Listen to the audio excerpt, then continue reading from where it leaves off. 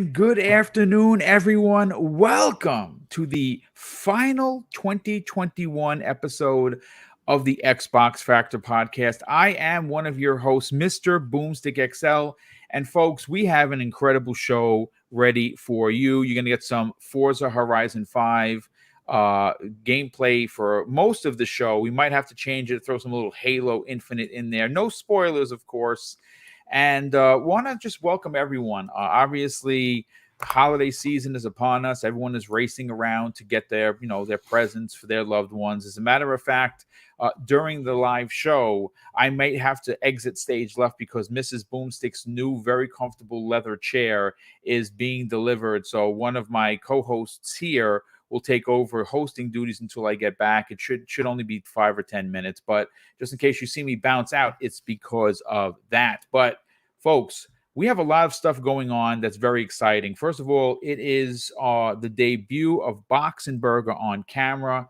Obviously, he did his end-of-year discussion that I was a part of last Friday, which was amazing. Big turnout over there, and obviously that's where he made his debut on camera, and he is here once again on camera. Boxenberger, how the heck are you, man? Happy holidays, gamers. I'm doing good.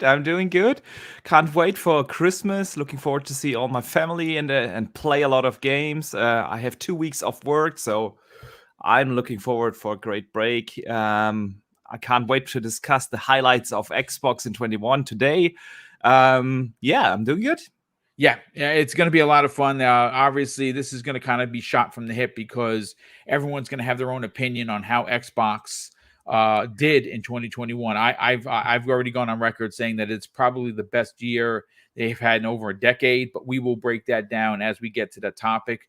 But next up, Pong Soul, brother. I swear, every time we meet and we hang out, I feel like we haven't seen each other in weeks, and here we are once again to end the very, very solid 21 campaign for all of our channels. We've all seen extreme growth. We've seen incredible accolades through many heartwarming words of advice from the community. And I think that everyone has hit the ground running specifically on this panel, and I cannot wait to see what you bring in 2022. But how are you, man? Doing great, Boom. There just isn't a better way to start my Tuesdays off, and I always look forward to this. Like you said, it feels like it's been forever. It feels like that way when I go on all these shows with all my extended family, all my brothers and my sisters, and it just thinking back on 2021. What an awesome year this was for gamers, gaming, and then for us in this community, especially, like you just said, Boom, the growth. And what an honor it's been to be a part of your growth in your empire, Boom, that you're building over here. So it's extra special. It's extra special that you gave me the opportunity when I jumped in to this whole podcasting thing. And I can't be more appreciative. So ending this 2021 campaign here on a Tuesday with you, with Zemi and Archimedes. Shout out to Mav, and obviously shout out to 3-Bit. Miss you, brothers, as well. But what a great way. So glad to be here. Glad to see everybody in chat already rocking and rolling. We got some good topics. Let's talk about what Xbox did in 2021. Yeah, and quite frankly, it's going to be a very positive conversation. Well, one, I'm very positive. I think we all are, but I think there isn't too many, knucklehead moves that Microsoft pulled off during the 2021 year. I mean, obviously, the only thing that jumps off the page is the double price of Xbox Gold or Xbox Live Gold, and that was immediately rectified through what we're supposed to do as a community. When something happens, we voice our opinion, and we do it in a way that's proper. And Microsoft pivoted very quickly and responded in kind. But I saved Zemi Games for the last for a specific reason. Normally, obviously, he's the cog that keeps this show rolling each and every week. And that cog, unfortunately, folks, is leaving the show. This will be his last Xbox Factor podcast. We are going to try and get him on when he has some free time. We're going to try and get him on some primetime gaming in the future, which is the evening show. but he got a very good job that pays pretty damn well, and he's going to be obviously responsible for many things. But Zemi Games, it has been one heck of a ride with you, especially with me, because you first started out on the Xbox Factor podcast when I used to work with the Welsh Gamer, right? Yeah. And then you said, listen, I'd like to come over to Breakfast with Boom because it was a better suit for your schedule.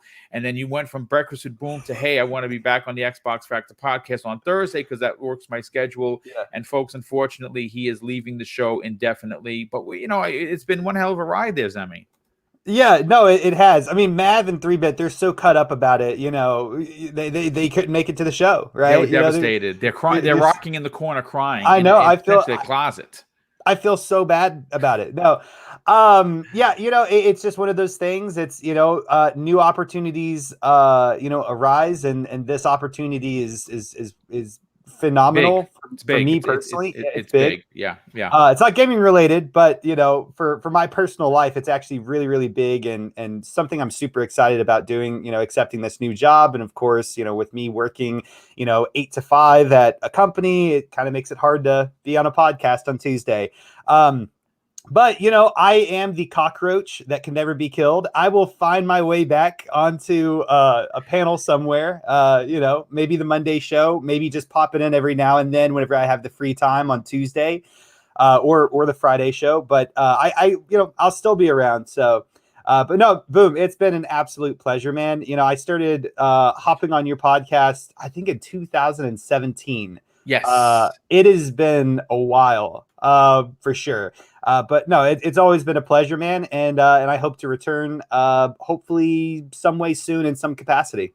Yeah, well, I expect that you'll find your way back at some point. Yeah, Pong, please. I was just going to say, hey, Zemi, don't worry. I'm going to keep up the God Howard Shrine in your absence. So I will take over. You're going to dust it off every day. Dust it off. I'm going to Windex pictures every day. Don't worry. I'll take care of it.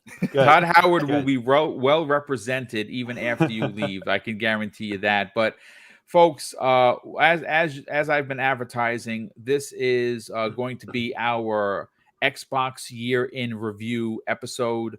And again, no script, folks. We are literally shooting from the hip here because everyone is going to give their own personal take and opinions on what and how Xbox did in this year. I think a lot of us are going to have very potentially the same sentiment, but I think that we're all going to come at it from different angles. And of course, when we're done talking about what they did in 2021, we are going to ponder on exactly what they're going to be doing in 2022. And I think they're going to have a banner year, not only in first-party releases, which we know some of them. I think there are still some secrets that we don't know. I still am in the camp, and I'm not letting this go, Pong. I know that I'm going to be shunned if it doesn't happen. I believe that next year, at least in the first, and I'm saying the first 2 months, maybe the end of January, early February, we get an announcement from Phil Spencer that they have acquired X publisher, not X Studios. I think it's going to be a publisher. I'm still banging my WB drum. I think that they have a lot of potential. They have a lot of talent. And I think that when you look at, when you're going up against Sony, who has obviously has a lock on MCU, specifically Spider-Man and now Wolverine, they're going to have to combat them. They may not want to talk about it now. They may not want to talk about it today, but that's going to that conversation is going to have to come up. They're going to need, I'm not saying that if they don't have it, they're going to fail, but I think that you need an answer to the MCU, which right now is the hottest brand across all spaces, whether that be gaming, film, comics. The MCU is a hot commodity, and Sony has their gates closed on it for a lot of reasons. I think that the Spider-Man situation with the use between Kevin Feige and Rothman over at Sony, I think that is a real thing. I honestly believe that. But let's get into one of the smaller topics before we get into the the big Xbox topic. And I have to call on Boxenberger first here. Folks, if you don't know, if you're not already subscribed to, first of all, if you're not subscribed to anyone here, you're doing it wrong. But specifically Boxenberger, because yesterday he dropped a video that was not only very well done, but it was extremely informative. Now, I'm not a tech guy. Like I'm 51 years old. Like I don't understand what cryptocurrency is or NFTs. I understand the basic math of what they are, but he broke it down in a way that, I could understand. And that's why I want to call on him first, because last week, the makers of Stalker 2 got themselves in a bit of a, trouble, or in the crosshairs of gamers when they announced that NFTs were going to be a part of Stalker 2.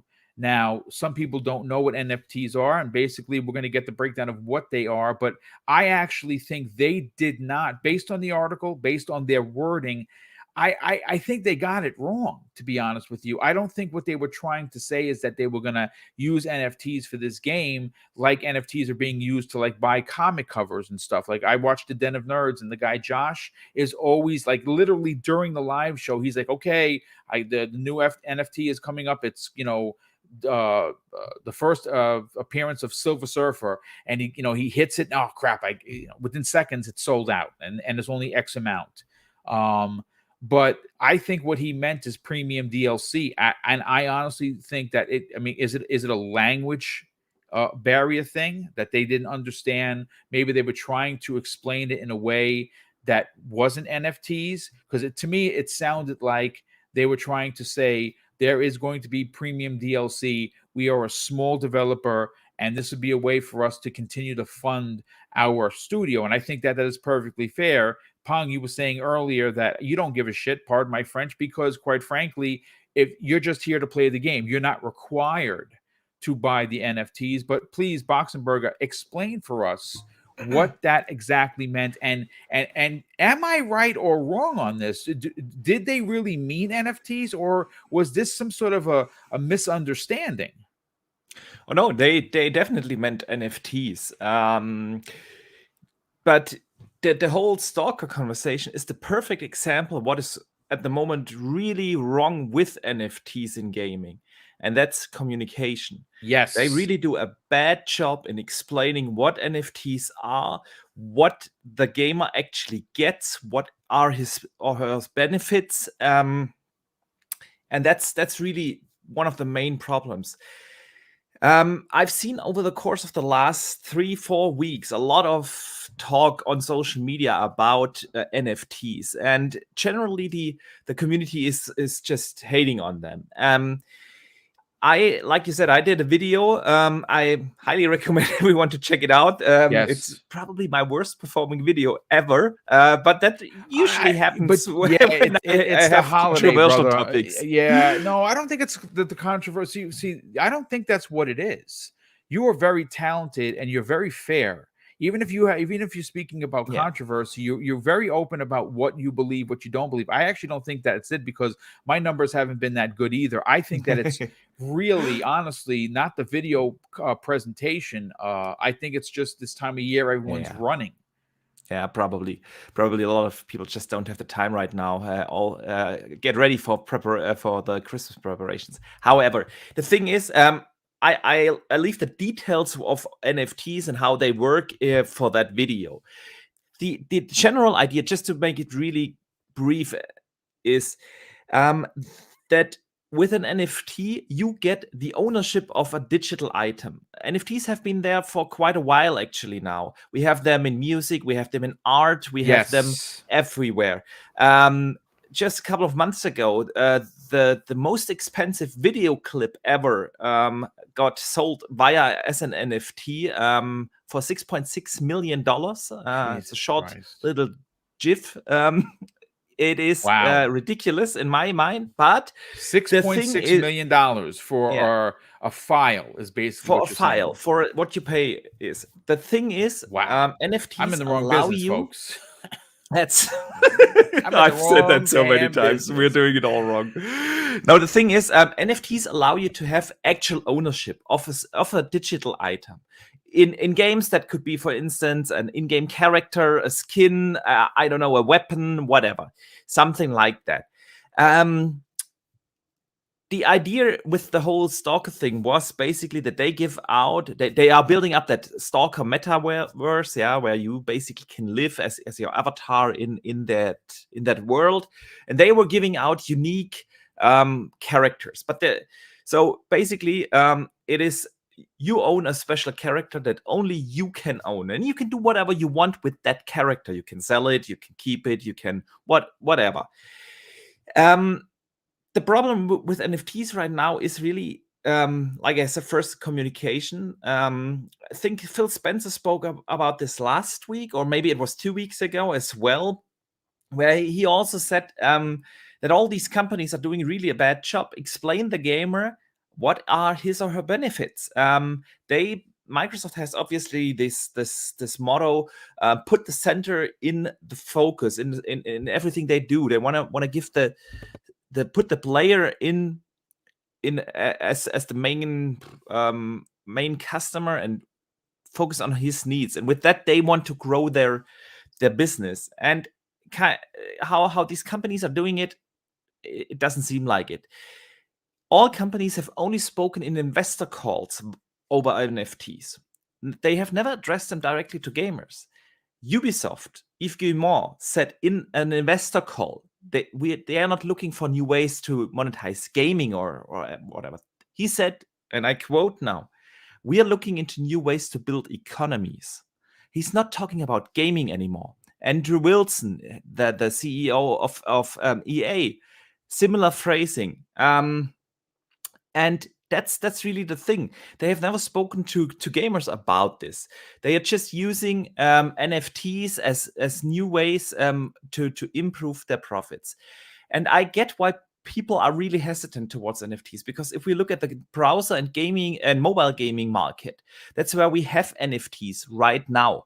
And all of these games are really all bullshit, and there's really literally nothing good to say about them. I love how clear you are. That's fantastic. Yeah. They're total BS. That's really 99.9% of them are not even games. You literally, they don't run in an engine or anything. You can the only thing what you do in those games is basically either creating NFTs or selling them. And here's the second problem, the next problem with those NFTs. Yes, you own that digital item and you pay whatever money for it, but there is no such thing as a unified marketplace or where you can sell your NFTs. So what basically happens is they have to be all traded in cryptocurrencies. And again, there's no unification around cryptocurrencies at the moment. There's no regulation. It's an open market. So what has to happen eventually is that every publisher will build his or her own cryptocurrency. Then you have a Ubisoft cryptocurrency, an EA cryptocurrency, an Activision cryptocurrency, and then they can charge you exchange rates. Yeah, if you want to sell your character, your in-game character, you have to pay an exchange rate to get a Bitcoin, and everyone knows how expensive it is to trade Bitcoins into actual real money again. So that's another way for them to monetize. Yeah, not just through selling you NFTs, but also as kind of the merchant that owns the currency and the marketplace. So yeah, I would much rather just buy the horse armor. I'm going to be honest with you. It was simpler. But the thing it really is, and we don't have to kid ourselves. NFTs are coming. I don't think there's anything we can do about it. The important thing is that we speak up, because we have seen it in the mobile and browser gaming market. There is really, those games are not games anymore. And that's what I'm concerned of. We have seen how much microtransactions changed gaming. Yeah, they started with they started actually with Oblivion and that horse armor, but later on they were mainly put in free-to-play games. The free-to-play games already changed the gaming landscape a lot, but now we have microtransactions all over the place. We have full-price games that really heavily rely on you still buying microtransactions. All these sports games like FIFA come to mind. Yeah, it really has changed gaming a lot. Microtransactions, it's the main focus of those companies. We have seen all the earnings reports from EA, Ubisoft, Activision. They are all making most of their money from microtransactions, not from game sales anymore. EA reported that they made not even a third of their income from game sales. 2/3 of the income were in-game monetizations. Yeah, that's and of course, if that's the case, it changes gaming, and that's what I'm concerned of. That's my concern. I love gaming. I love my core gaming experience. I don't want to have games that are centered around either me making NFTs or me buying them and trading them and whatever. I have the stock market for that. I don't need that in gaming. And yeah, that's really my concern about it. That it will change the core gaming experience, just like microtransactions did. But I remember all too well, I'm old enough to remember it all too well, when the horse armor was introduced, everyone said, nobody's going to buy that. I'm going to be honest with you, I was the first one to buy it. Yeah, but you remember, yeah? It was really, who is going to pay money to change the looks of an in-game character? This was beyond comprehension for everyone. No one thought that is going to happen. And here we are, 15 years later, microtransactions are all over the place. And it's actually become the biggest aspect of gaming. Yeah. If you think about it, when you have an EA who makes an unbelievable amount of money, and they're reporting that 2/3 of their profit margin have come from digital transactions. They made $1.67 billion in only 3 months. In 3 months, in one quarter, through microtransactions. That's ridiculous. Boom. And it's really my concern. I'm afraid that because these NFTs have a lot more potential to actually change the core gaming experience, because it's not just about making in-game stuff. It's about trading it, selling it, making fake rare items that give people the idea that they have or own a very special and unique item, and all these things come together.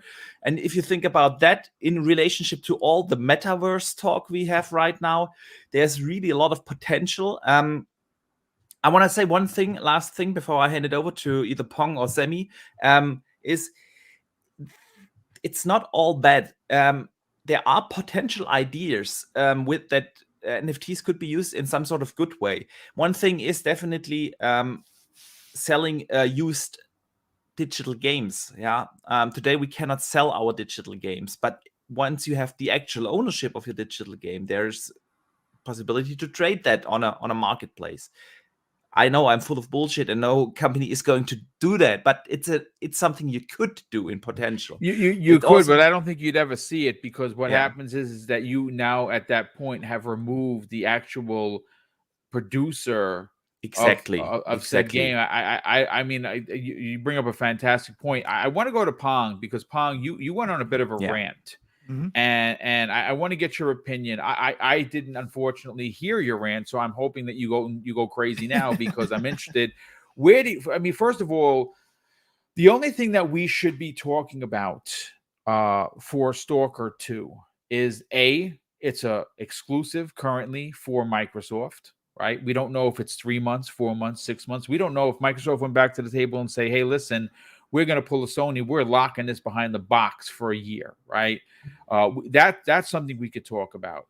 Talk about the fact that it's going to be using the Unreal Engine 5, which is going to be amazing. The fact that it's going to be in Xbox Game Pass day and date, that's something else that we should be talking about. And instead, we find ourselves talking about NFTs, which I'm going to be honest with you, as the old man in the room, find it to be ridiculous, like utterly ridiculous, that they're going to find a way to rake us over the coals. And you had said something, Boxenberger, there really is anything we can do. Yeah, there is. Voice your opinion, properly, right, without cursing and doing, ridiculous things.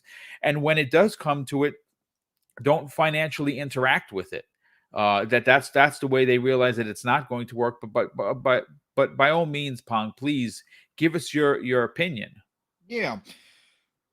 Well, I know you said this is not a big topic, but it kind of is, just because of it's kind of taken taken on a life of its own at this point. Here's the deal. NFTs are ridiculous to me personally. Okay. Yes, but I agree. But I've said that about a lot of things, in over 4 decades, and I've been wrong about a lot of things. We all have. It's not just you. Right. But to me, this is the horse armor right now of this generation. When everybody found out that we didn't have social media back then like we do now, obviously. When horse armor came about, but we had forums, and different places like that. Obviously, there was gaming magazines were still huge. And when everybody found out that the horse armor was already on the disc that they bought from, with Oblivion, they went after Bethesda, right? That was a big moment. Everybody was saying, hey, I bought this disc. I bought this game. It's on the disc. Why don't I own the horse armor? Why do I have to pay another $3 to unlock it? Well, now look at us today. Like you said, Boom. We don't even own our games. We are now purchasing licensing, right? That's what we're doing at this point, basically.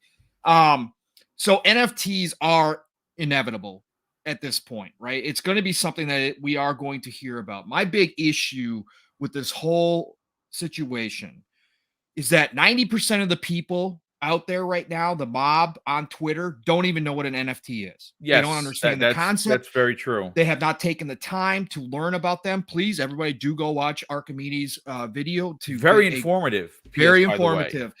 But thank you, guys.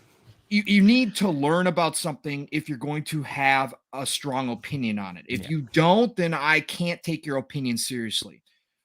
And going after an indie developer who's just trying to make some extra money, right? Again, Stalker 2 devs shuttered their doors. They were closed down. GSC was closed down. Yes. They reopened. Half their team went on to go make the Metro games. The other half is what's left. Yes. Of what's left. And then obviously they've hired more people again. But what I'm saying is this is the funny thing is they didn't even want to make money out of it. Right. They said they are handing it out to the most passionate fans of that metaverse. Correct. But obviously they were going to take their cut in the end of the day, right? They were going to experiment with this. There's nothing wrong with it fundamentally if it doesn't change the gameplay. If it's not giving a person who spends, $20, $1,000, $20,000 an extra advantage within the game. And we're talking about a single player game here, but if it doesn't change the core mechanics of the gameplay, if it's not giving somebody an advantage, I have zero issues. It's optional. Just like all DLC cosmetically is optional. Well, a perfect example of that is Halo Infinite. Halo Infinite, correct. If you want to just be a plain old Spartan, and you like what you've unlocked through the through just regular progression, and you just listen, there are people that play free to play games for several reasons. One, they don't want to spend the money, or two, in some cases they can't afford to. So what this does is gives them a game to play. But if you don't want to partake in, like I've already dropped, I'm not even gonna sit here and BS with anybody, $80. Yeah, at least maybe even $100. Let's not talk about the numbers because I don't want to think about it. No. But I mean, I'm being honest. Like, how much I've spent. Yeah, but I wanted to do this. Right. It was like Pong was saying, it's completely optional. Right. And I do want you to touch on the attack on the small studio. I'd like you to really kind of that's where I was going, because the attack on the small studio is what I have a problem with here. Okay, look, we need to lay down, we need to draw the line. We've done that very well as a community when it comes to DLC that is a pay to win situation. We've drawn that line to the point where now developers, when they announce DLC, they go, it's cosmetic only. Don't worry, right? Yes. They all come out and they tell us that it's cosmetics only. We've drawn that line. They get it, right? But to go after a small studio look, Ubisoft, when they announced what they were going to do with Ghost Recon NFTs, they didn't even get as much pushback as what the Stalker 2 devs did, right? And that's where I have the problem here. This is just a small team. It wasn't all respectful. Some of it was very hateful. It was very harsh. It was very, very and hard. This comes into question, Palm. Yep. What community was attacking them? Now, I'm not going to sit here and say indefinitely it was the toxic MFs that we see just dump on Xbox, because I don't like throwing everybody under an umbrella. No. I don't like doing that. But you gotta ask the question. Though. It's got to be asked. No one's going to answer, because I don't follow social media like that. Like, I give a shit what anyone says. But if you are going to attack a studio, I think you're asking for trouble. But please continue. Yeah, no, and I think that again, it wasn't all in good faith. A lot of it is the mob mentality. This has been going on for a long time. This is the problem with accepting and even supporting the mob mentality when it comes to any type of situation, no matter what we're talking about. This is what's become the norm now. And when everybody decides, oh, it's the cool thing to hate on something, well, guess what? We're going to hate on it. And again, NFT bros aren't doing themselves any favor. Okay. They're very cult-like. They push their stuff a lot on people, right? They're like, it's backed by the crypto bros. So again, you get a lot of pushing going on. And so people get annoyed with it and they don't want to see it. Like, I don't follow any NFT people, or at least I don't think I have. No, I don't. And I still see it in my feed, right? So again, it's out there. It's being pushed hardcore right now. So therefore, a lot of people are annoyed with it. But to go after a small studio, I think is just wrong. You can respectfully say, hey, I don't think this is a good idea. Yes. And then give your points. Yep. But to just simply say, NFTs suck, I don't want them in my game, you guys are terrible for even thinking about doing this. Focus on the game. Don't focus on the NFTs. If you think, honestly, the Stalker 2 devs were giving up development time on Stalker 2 to go pursue NFTs, okay, look, I got another thing coming for you, okay? That's not how this works, okay? NFTs aren't taking away from development time, all right? We've already seen how incredible Stalker 2 looks at this point. We know they're doing good work over there. This was just going to be a little side thing that they added to it to help a small independent studio financially. Exactly. Yeah, exactly. Yeah. Now, look, again, we have to draw the line somewhere, but NFTs are going to be inevitable. It's just another way to take ownership of cosmetics at this point, or an in-game. You're going to have your face digitized as an NPC, which was one of what the Stalker 2 devs were going to do. An NPC that had nothing to do with the main story, by the way. They were just going to give the opportunity for somebody to buy into the game, to own their digital image within that game. That's all they were trying to do. It was going to be no big deal. Look, when you talk about EA, when you talk about Ubisoft, when you talk about Activision, when you talk about any of these big corps that we know are run by investors and that are going to try to push the boundaries, then yes, we can get worried and we can start pushing back again in a respectful manner, that to say, hey, this better not be game changing. Because I'll give you an example. EA could, if they wanted to, use NFTs within their Ultimate Team. Okay. So with Ultimate Team right now, with Ultimate Team right now, right? You buy packs, okay? This is no different than when I was huge into sports card collecting, okay? It's no different. However, there's a logarithm behind it, and because you're just buying something digital that goes away the next year, again, it's terrible, but it is what it is. If you want to play Ultimate Team, you're going to buy into the packs because you need to obviously build the best team possible. So right now, everybody who's buying those packs technically has the same chance to own, let's say a Patrick Mahomes card, 98 rated, right? You have the potential to buy, everybody who buys packs has the potential to get that card. Now, EA could take an NFT, create a one-off 100 rated Patrick Mahomes NFT card and sell it so that only one person could own that 100 Patrick Mahomes.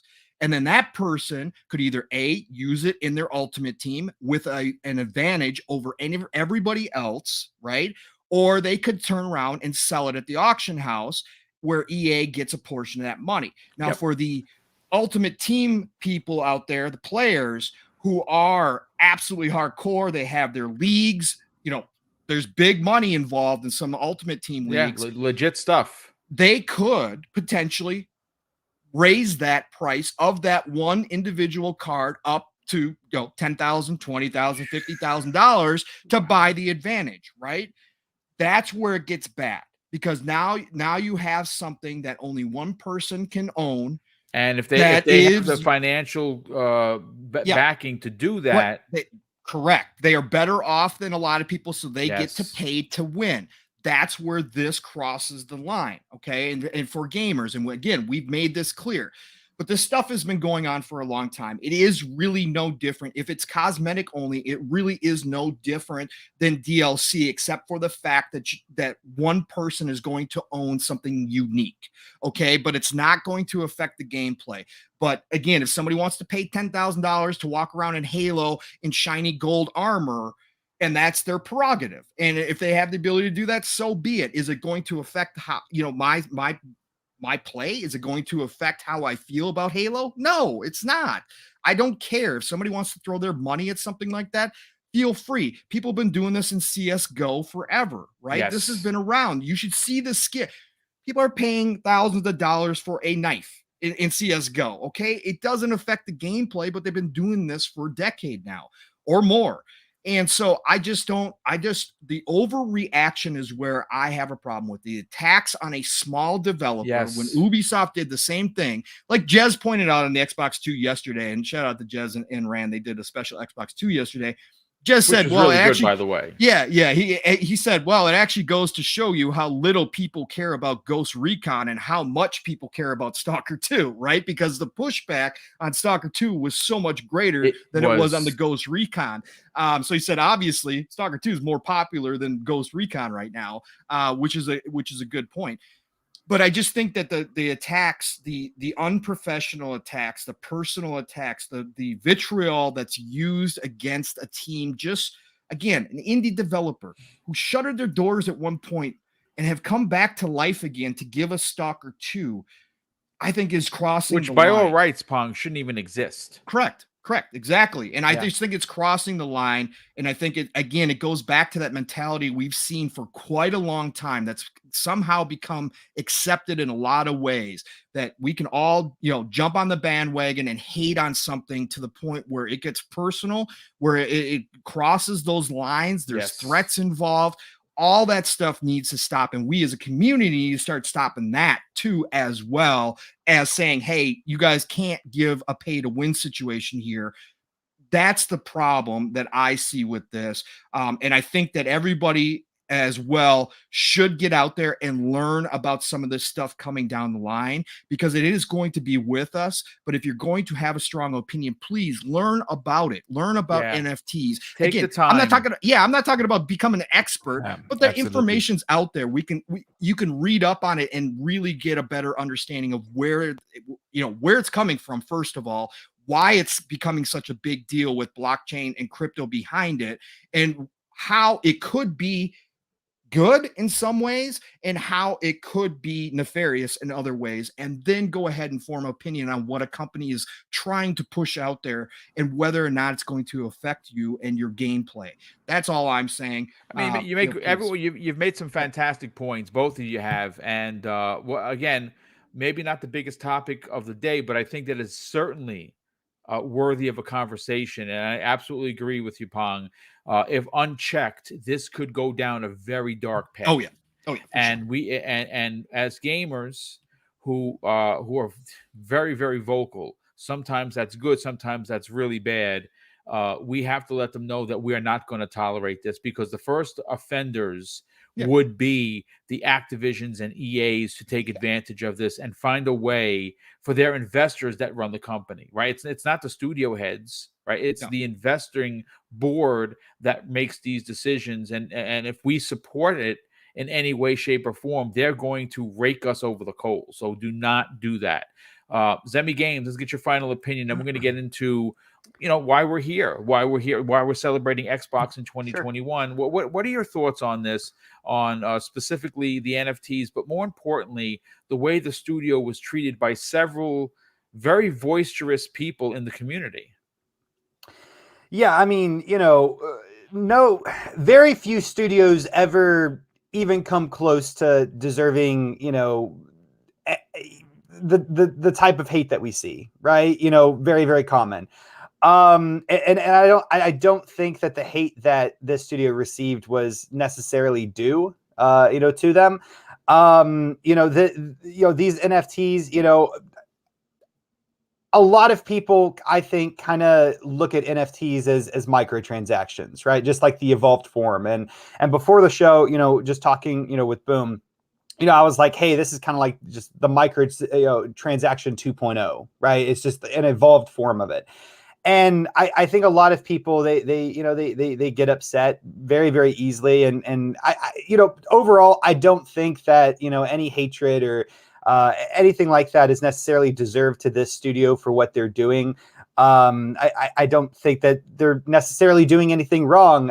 And like Pong said, like Boom said, this is a studio that historically has had financial problems. And fortunately, they were able to make Stalker 2 happen and come out and so on and so forth. And if creating exclusive in-game content that is, very, very limited in numbers allows them to generate more funding and make a bigger profit off of this game, to lead to them, expanding the Stalker universe or bringing us into brand new universes, I'm perfectly fine with that. So I don't think that the studio did anything wrong. And ultimately, I think that, a lot of the hate that they got was probably misguided. As far as NFTs go, though, like I said, I think it is pretty much, to simplify it to the bare bones, microtransactions 2.0.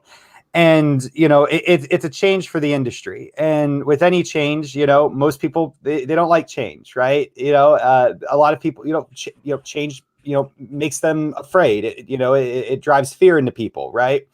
But I think overall, there's going to be positives and there's going to be negatives if NFTs end up blowing up the way that microtransactions did.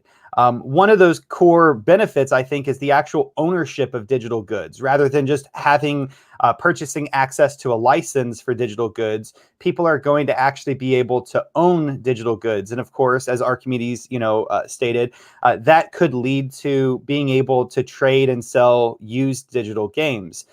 Which I think is something that GameStop is actually currently looking into. I believe that they have like an NFT site that they're currently building or something.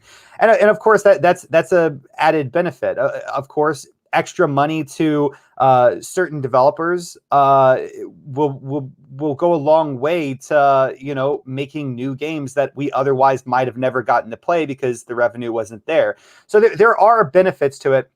Of course, there's also cons, right? And the same ways that we saw, and we as gamers believe microtransactions were kind of taken advantage of, pay to win, those types of mentalities, which we don't really see all that often today, but most certainly existed previously. Those things could kind of creep back up, right? Just out of greed, paying for an exclusive gun that does extra damage, right? Those types of things could pop up. And those, I think, those practices are what gamers are really fearful of, right? But overall, I think that NFTs are, going to, just change the industry in a positive way, but they're also going to change it in potentially a negative way as well. The fortunate thing about it, though, is, microtransactions, have transformed in such a way that it's kind of like a naughty word, right? It's kind of like the word that, developers have kind of transitioned over to marketing their games as not having microtransactions, right? And I can see the same thing potentially happening with games that use NFTs. Eventually, if these practices are seen negatively by the majority of gamers, they'll kind of wean themselves out, or they will change into a more positive light, such as what we've seen with cosmetic only microtransactions. So I'm not super fearful of where the industry is heading with this. I think that all gamers should definitely keep their eyes open to it and make sure that no company is taking advantage of their wallet. But I think these types of things always find a way of working themselves out. And for that reason, I'm not super fearful of microtransactions. For all the companies that use these practices, there of course are going to be other companies that decide to still publish games in the quote unquote traditional way. Or maybe the neo-traditional way of just having the game come out and then having DLC that you pay for, but no microtransactions, no NFTs. There's always going to be people, developers, publishers that put out those types of products for people because there's still a demand, right? There's still gamers that don't want to fool around with microtransactions, or potentially NFTs in the future. And so to me, I'm not really worried about it. I just see, it's just another change that is happening to a rapidly changing industry, that being the games industry. But as far as the whole STALKER deal, I don't think any of that, negativity was necessarily warranted. Right. I mean, it's just the way that gamers are, right? Unfortunately so. We're a fickle bunch, but I think that there Yeah. comes a point where you have to understand that when you start making threats, see again, I'm putting on the police officer hat for a hot second. If you don't understand this, when you make a threat over the internet, whether that be whether you voicemail somebody or you write them an email or a nasty threatening letter, that's a class A misdemeanor. You can, if they push the envelope, go to jail for shit like that. So be more sensible. I mean, I'm going to say that one of the things that I was a little annoyed with this is the unbelievable overreaction. It really was taken to a level I don't think I've seen in quite some time, and I think both Pong and Boxenberger would agree. But continue, Zemi. Yeah, no, I mean, I pretty much ended it, but just to end it on somewhat of a chuckle, the company that in many people's eyes created microtransactions, or specifically the game developer Bethesda Game Studios, haven't they also been really historically the game studio that has the least amount of luck with microtransactions, if we're going to be honest? I mean, the horse armor did not go over very well. And then I think, of course, they had the creation club, like the mods that were kind of like microtransactions, and that did not go over very well. And then, of course, Far Cry 76 did not go over very well for a consumer. So they created this beast, and they have not really had very good luck with it. It's really just a shame for them. Yeah, it is. But look, it is what it is. It happened. They retracted it. They're not doing NFTs for Stalker 2. I mean, I'm assuming that there is going to be some sort of a paid DLC that's talked about much further from where it is today, because they don't want to. That's something you don't want to mess with. Obviously they were in the crosshairs of several people. Again, personally, it doesn't affect me. I'm not saying that I was sticking my head in the sand, because I'm watching this very closely, because it is going to affect us in one way or another. It just depends on how far it's going to go, whether it starts out with something like a digital, your digital face on an NPC, which if you want to pay for that, if you ever wanted to check off that particular check mark in the bucket list of, hey, I'm in a game, maybe you want to pay for that. Good on you if you want to spend that kind of money. I personally would not do that. I'm okay just playing the game. But there are people with money that they can burn, so to speak. So again, it teaches everyone's own, but I think that I'm very proud of how we covered it. I'm very happy that we did talk about it. I thought it was an important conversation, but I do want to get into the main crux of today's podcast, and that is to celebrate and discuss Xbox in 2021. I think that there is certainly a mountain of things to get excited about. There were some hiccups in the road. Usually there are with these big corporations, but I like to judge them on how they respond to the criticism. And like we said in the opening, they responded quite quickly. I think it was within 24 hours. They reversed their decision to double the price of Xbox Live Gold. And if there was, like I said, if there was one, I guess you can call it a black eye of the year, that was it. But they responded so quickly. and they pivoted it. They understood that we as gamers, we were talking about it. Everyone talked about it on podcasts. They're listening right now. Maybe not so much to this one because it's still a very small channel, but they hear what the gamers are saying. And if we are forthcoming with our opinions and not stupid about it, they're going to listen. And I think that was exactly why they made that big change. But I want to get that negativity out of the way. I want to talk about, why Xbox dominated the conversation, is still dominating the conversation. I mean, let's look at the check marks, guys. And obviously, I'm going to let you guys go and do your thing momentarily about what you thought of 2021. But let's break down the overall picture here. Game Pass leads the conversation because, my God, the price of admission to close to 500 games is unmatched to anyone. Day and day games is something that they're the only ones doing. Sony has already talked about their new Game Pass-esque kind of a system coming, and it's not going to be day and date. They've already clarified that it's going to not include first-party SIE games, which is very disappointing because I won't be getting that service. And it has been what I like to call the new exclusive for Xbox, right? Because if a game is releasing on the PlayStation 5 and releasing on Xbox, and you have to spend $76.34 in New York here, and you just go to your console and press preload, and it's loaded up, and it's in Game Pass. That's I would consider a major exclusive. Not so much the title, but if you have both consoles, like a lot of us do, you're heading over to Xbox. You're not giving Sony your money, because why should you buy it when it's literally, technically, well, it's not free, but you understand that it's there for you to download.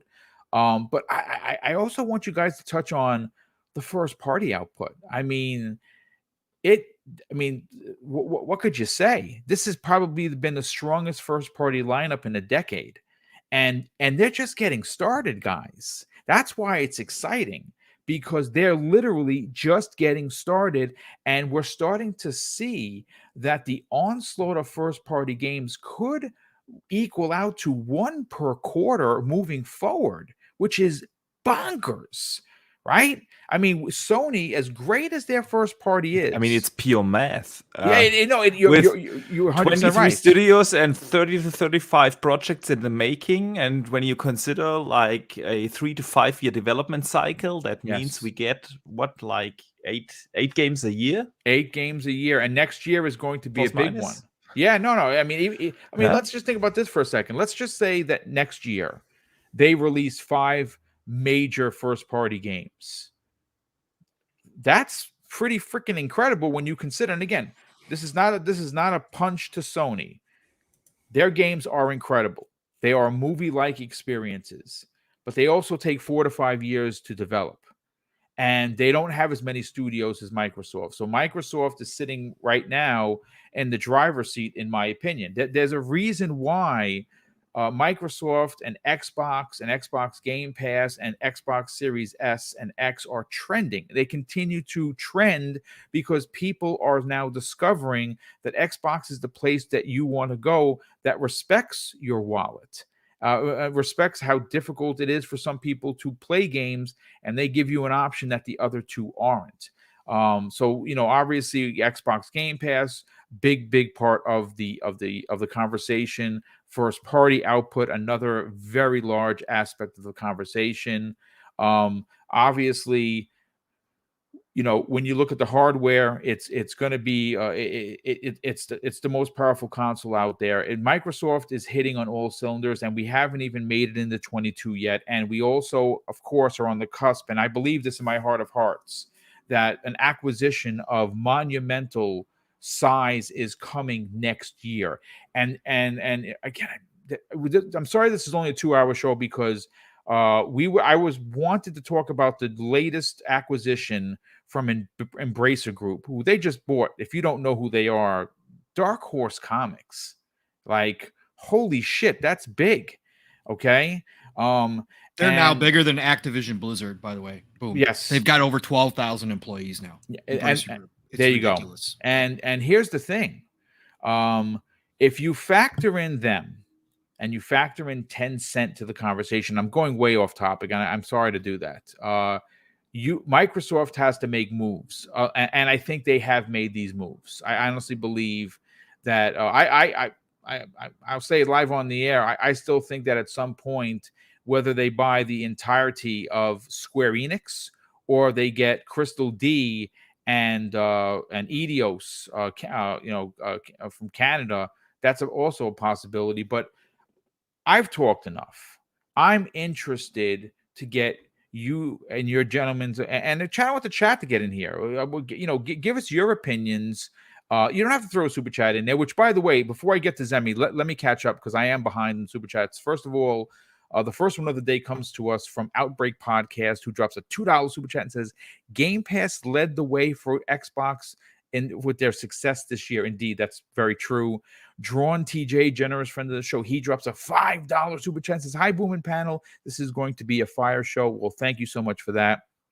Gerald Mack drops not one, but two super chats. The first one of $5 says, shout out to Xbox Factor Podcast showing some support. Well, thank you, brother. Definitely appreciate that. And his second one comes in at $2 and says, is that Boxenberg on camera? Wow, salute. Indeed, it is. And Splendiferous, good friend of the show, he drops a $2 super chat and says, boom. And all of his shows are classy. Shout out to the panel. Well, thank you. That's honestly, I can't thank you enough for those comments. It does mean a lot. That you feel that way, and I definitely appreciate the generosity. But Zemi Games, I want to bring you in the conversation. You obviously have been a part of the social media trend for quite some time. You have your own YouTube channel, which is extremely successful. You've also been a part of the Xbox Factor podcast on both versions. When you see this unbelievable success that Microsoft has had this year and is shaping up to have in the next several years, how would you package 2021 for Microsoft in the form of success? Oh, it's big. Oh, it's a big success. I think it was a couple of months back. We were talking about something. You brought up like a little mini topic of, how does this year for Xbox look compared to other years? And I kind of shared a quick opinion, and I still have that same opinion. I think that this is Xbox's strongest year ever. Taking any of the years from the 360 generation or the Xbox original generation or the Xbox One generation, I think this year has been a stronger year for Xbox all the way around, comparatively speaking, year by year for Xbox, right? And a huge reason of that, as you already mentioned, is Game Pass. I mean, it's kind of gotten to the point where we can't talk about Xbox unless we bring up Game Pass, right? And that's pretty important to their overall goal because it has become as important to the platform as actually Xbox itself, Zemi. Yeah, no, I mean, in a lot of ways, it is the new Xbox. It's their new direction. It's the way that they plan on pulling in a profit, through the Xbox brand. Of course, traditionally, it's always been about selling hardware at a loss and picking up that slack through software sales, right? And now Xbox is really twisting the industry, and they are coming out with a service, right? The same way that we've seen with Netflix and so many other industries, movies, TV, books, all that different stuff, right? But a huge integral part of their success this year and the years leading to this great success has been Game Pass, and I can imagine there's probably a lot of people, they're like, oh man, shut up about Game Pass already. That's all you guys ever talk about, right? But it's such an integral part to Xbox, the ability to play, I don't even know, I mean, 200 plus games for $10 a month. More than 500 games. Yeah, more than 500. There we go. Games. Thank you. Yes, Thank indeed. you. It used to be 200 plus, but more than 500 flipping games for $10 a month. Where are you going to be able to beat that? You can't, right? And consumers look for value, and you can clearly see the value in Xbox. Not only that, of course, there's the $100 difference between PlayStation's lowest model and Xbox's lowest model, right? I mean, there's a reason. There's a reason why they won Black Friday. I know there was some talk in the community that they chalked it up to, well, it's the only one available, so people bought it. I disagree with that, but I think that $100 difference and the fact that they were giving 3 months, it was essentially their Spider-Man bundle, where they were giving you this console for $300, Emmy, and they packaged in 3 months of Xbox Game Pass for $1. Yeah. Oh, yeah. Well, I mean, we'll never know, right? That's just speculation at this point. If PlayStation had unlimited supply, if Xbox had unlimited supply, who would outsell each other, right? We could talk about that until the cows come home. Absolutely. But honestly, it's just speculatory at this point. But what I will say is that the pandemic is still happening. Right. There's talks of it getting, worse before it gets better now again. And, for a lot of families, for a lot of households, money's still tight. Right.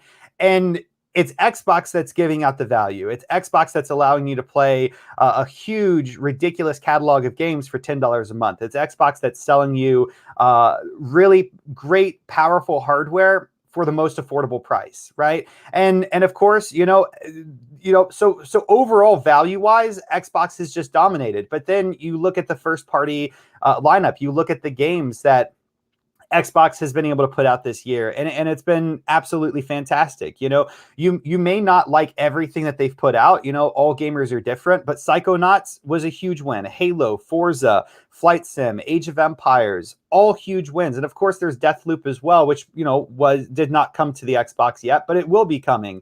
And we know did rack up a lot of Game of the Year awards, yes, nominations. Yeah, no, absolutely.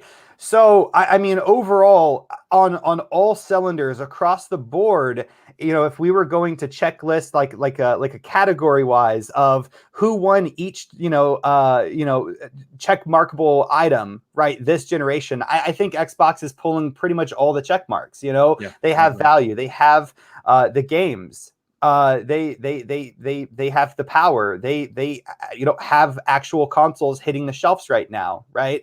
Across all boards, this year has been super, super, super successful for Xbox. And in my opinion, I think it's been Xbox's greatest year yet. Yeah. Of course, there's been downsides. There's been negatives. There always is going to be. Sony's had negatives as well, right? The news of Xbox Live Gold increasing was definitely a blemish in Xbox's year so far. However, the way that they handled that, almost immediately coming out and reverting that decision was definitely taken care of very, very good. Yeah, I mean, overall, great year for Xbox, and the future is only going to get better, right? Next year, 2022 is only going to get better. Of course, I'm excited about every game, the third-party games as well, but the first-party games look absolutely incredible so far that we know of, right? Starfield. I mean, come on. Bethesda's next game, the game that they've wanted to make allegedly for years, right? And then of course there's Redfall as well, right? Yeah. And maybe I'm missing another one. I'm not sure, but you got Deathloop in there. You're missing a couple of. No. Next year is going to be the year of Bethesda because they have 3 games releasing and potentially 4 because Boxenberger is in the belief, and I'm right there with him, that Wolfenstein 3 is going to be coming out for sure. I'm almost positive that is. So when you talk about first party for next year's Emmy games, you got Redfall, you got Starfield leading the way, Deathloop, even though it's out on the PlayStation 5 now, will be coming to Xbox. And of course, Wolfenstein 3, which again, right there with Boxenberg, I think that is potentially going to release. But you also have Motorsport, plus a few other little ones that we may or may not get. Age of Empires on console. There you go. That's another one. Hopefully. Yeah. Along with a lot of second-party deals, like we have Crossfire X, the Remedy campaign coming. We have Stalker 2, one of my most anticipated games. A game that is going to be huge and no one talks about it is Ark 2. is announced for yes. next year as an Xbox exclusive with Vin Yes. Diesel. They are making a single-player campaign with Vin Diesel. What else do we got next year? Well, I mean, that's not even counting. I mean, the things that we absolutely have no idea about, which is the Game Pass deals. What third-party games are going to come to Game Pass day and date, right? Which was a huge surprise this year. We got a lot of titles that were like that, and next year I think is only looking better than this year. But this year has been a huge W for Xbox all around. Yeah, absolutely. Well, listen. I mean, I was mention, I don't know who's excited for this game. I am, because I'm an old man. Tunic is, I can't wait to get into Tunic. That demo kicked my ass, by the way. They were hard, those enemies, but I actually can't wait to get into it. I'm very much looking forward to it. But Zemi, great breakdown of 2021. We're going to come back to you when we ask the question of what happens for Xbox's platform 2022 and beyond. We're gonna give everyone that question. Pong, sure. Before I go to you, brother, I do want to just catch up on some of the super chats. Mr. Joanna Dark, good friend of the community, good friend of this channel, drops an outstanding and very generous $5 super chat and says, "Hello, gentlemen.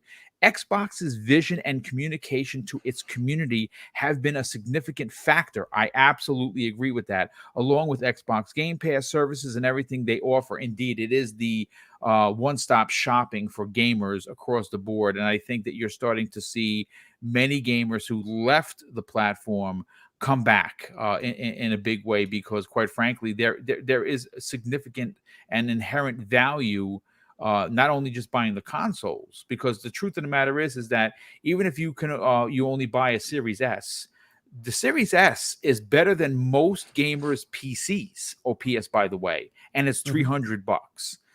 We had another super chat come in from actually two. Splendiferous drops a $2 super chat and says, "Psychonauts was robbed, in my opinion. I was pissed." Yeah, I'm going to be honest with you. I didn't talk about this publicly. It broke my heart that it didn't win anything. Not for me, not because I have an Xbox podcast. If you watched Tim Schafer's face, there was incredible disappointment, because that game shouldn't even exist, to be quite frank, and it somehow did. And it's one of those titles that was nominated, and I guess some people are like, well, boom, it was nominated, so that's good, right? But the fact that it walked away with nothing, with not even an award, very disappointing. I absolutely agree with you, Splendiferous. Lord Roughness, good friend of the show. Lord Roughness, how the heck are you, brother? Drops an outstanding £5 super chat and says, we can all read the tea leaves for Xbox. What we are witnessing is Satya saying we're all in on gaming, 23 studios, and all going to have quality. Yeah, that's an absolutely fantastic point. But Pong, I want to go to you next. I think that, we're, a lot of us, you can consider us armchair quarterbacks, right? We're not executives, right? We're fans. We're fans are rabid, and we happen to really enjoy and love Xbox.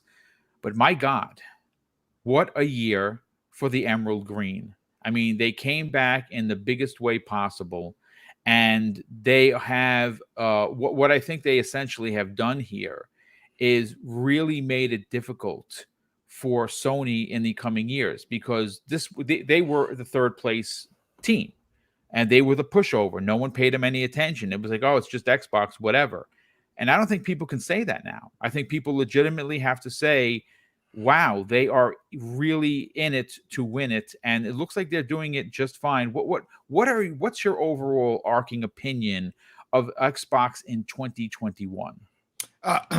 Before I get into that, Boom, just real quick, if anybody starts seeing Microsoft, Xbox stuff about AT&T, Warner Brothers, what it is they just bought Xandr from AT&T. Microsoft just did, which is their ad marketplace. So okay. AT&T divested themselves of that. So nobody freak out if you start seeing those pictures up there, because I'm sure people will do that. But again, they did make a deal with AT&T, but it was for their ad marketplace, just so everybody's aware out there.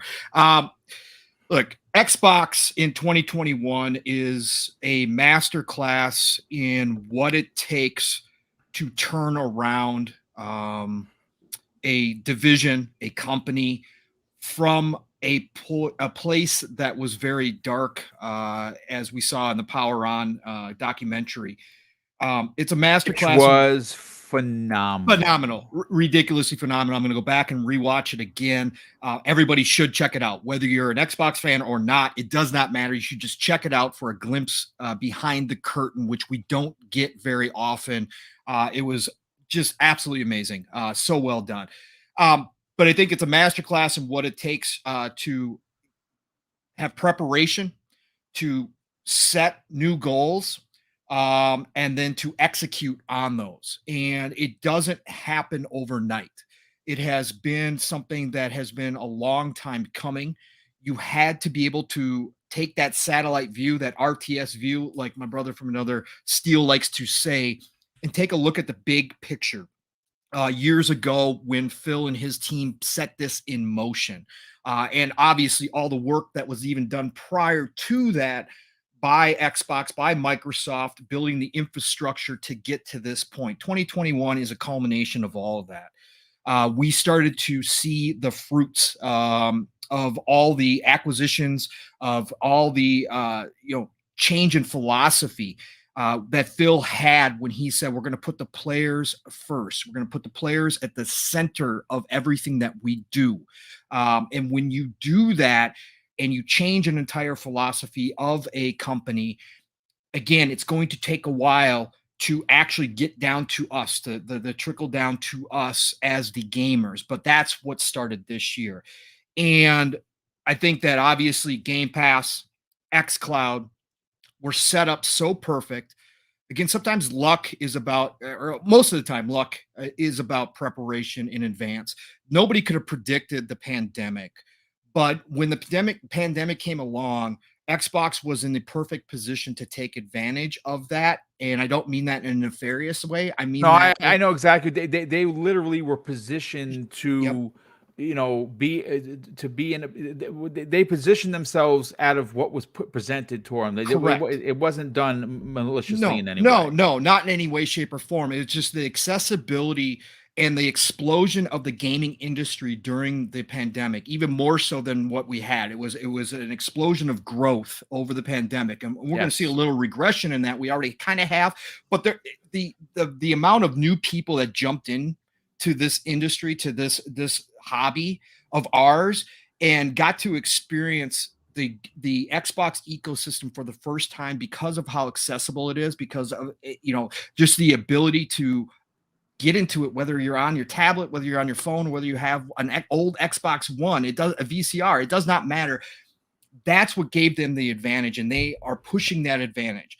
And so 2021 started off, slower than we would have liked. Obviously, the delay of Halo was a huge factor in that, but even that's probably worked out to their betterment at the end of the day.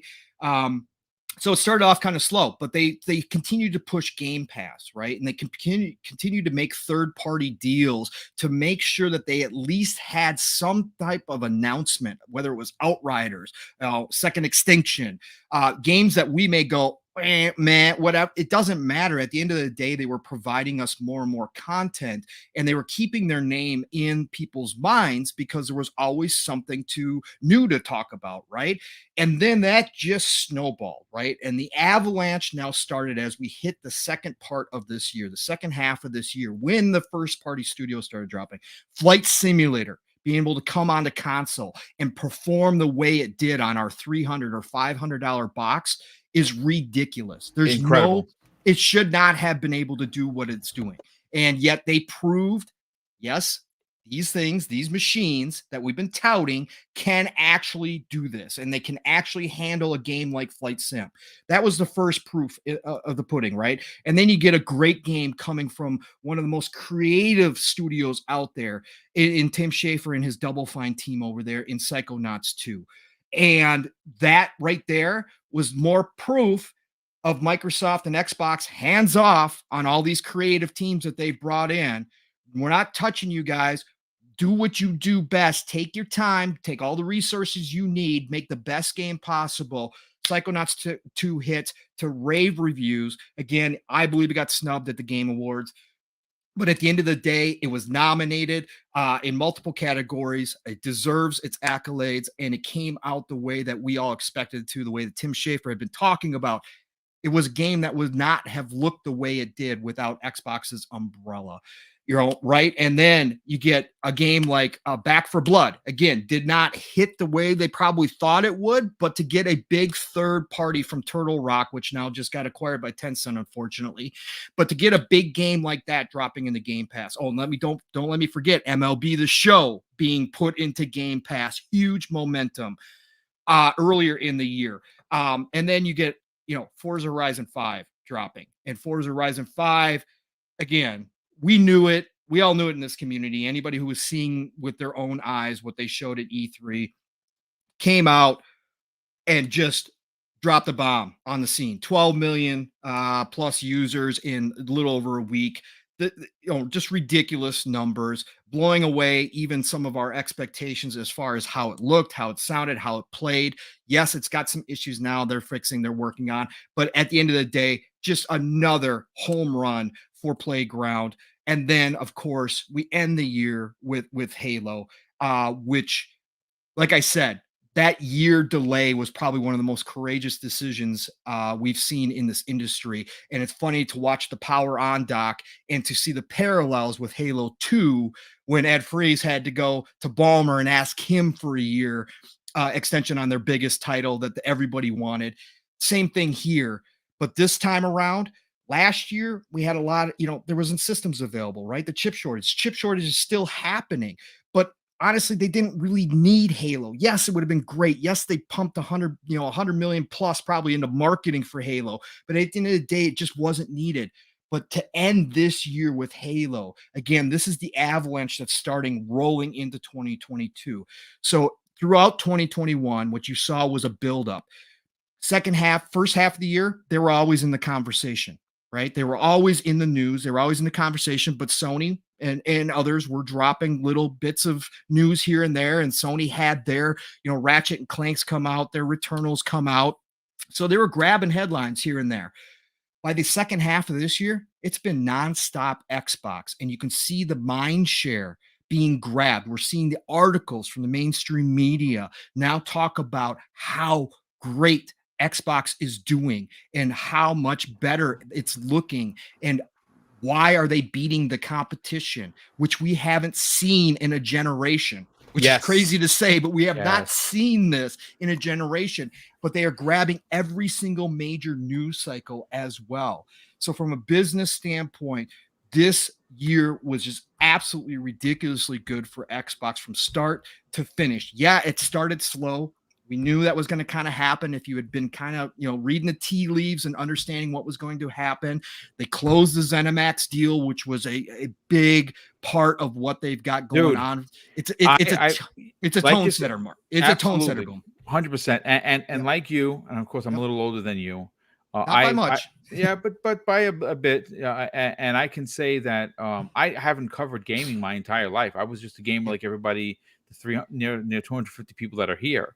But I can tell you that as a content creator and a gamer, I have never seen anything as monumental as Bethesda joining Xbox Game Studios. Just want to just add that to your point. Yeah, no. Can I add something? Yeah, go ahead. So. You mentioned on kind of like transparency there for a little bit, and there's a lot of companies that tout how transparent they are, and I think it's something that's really easy to say, but it's a little different to show it. But Xbox this year gave us the ultimate show of how transparent they are. They released a friggin' documentary. Correct. Yeah, correct. That's true. Behind the curtain, right? And again, that goes back to Zemi, to that philosophy change, right?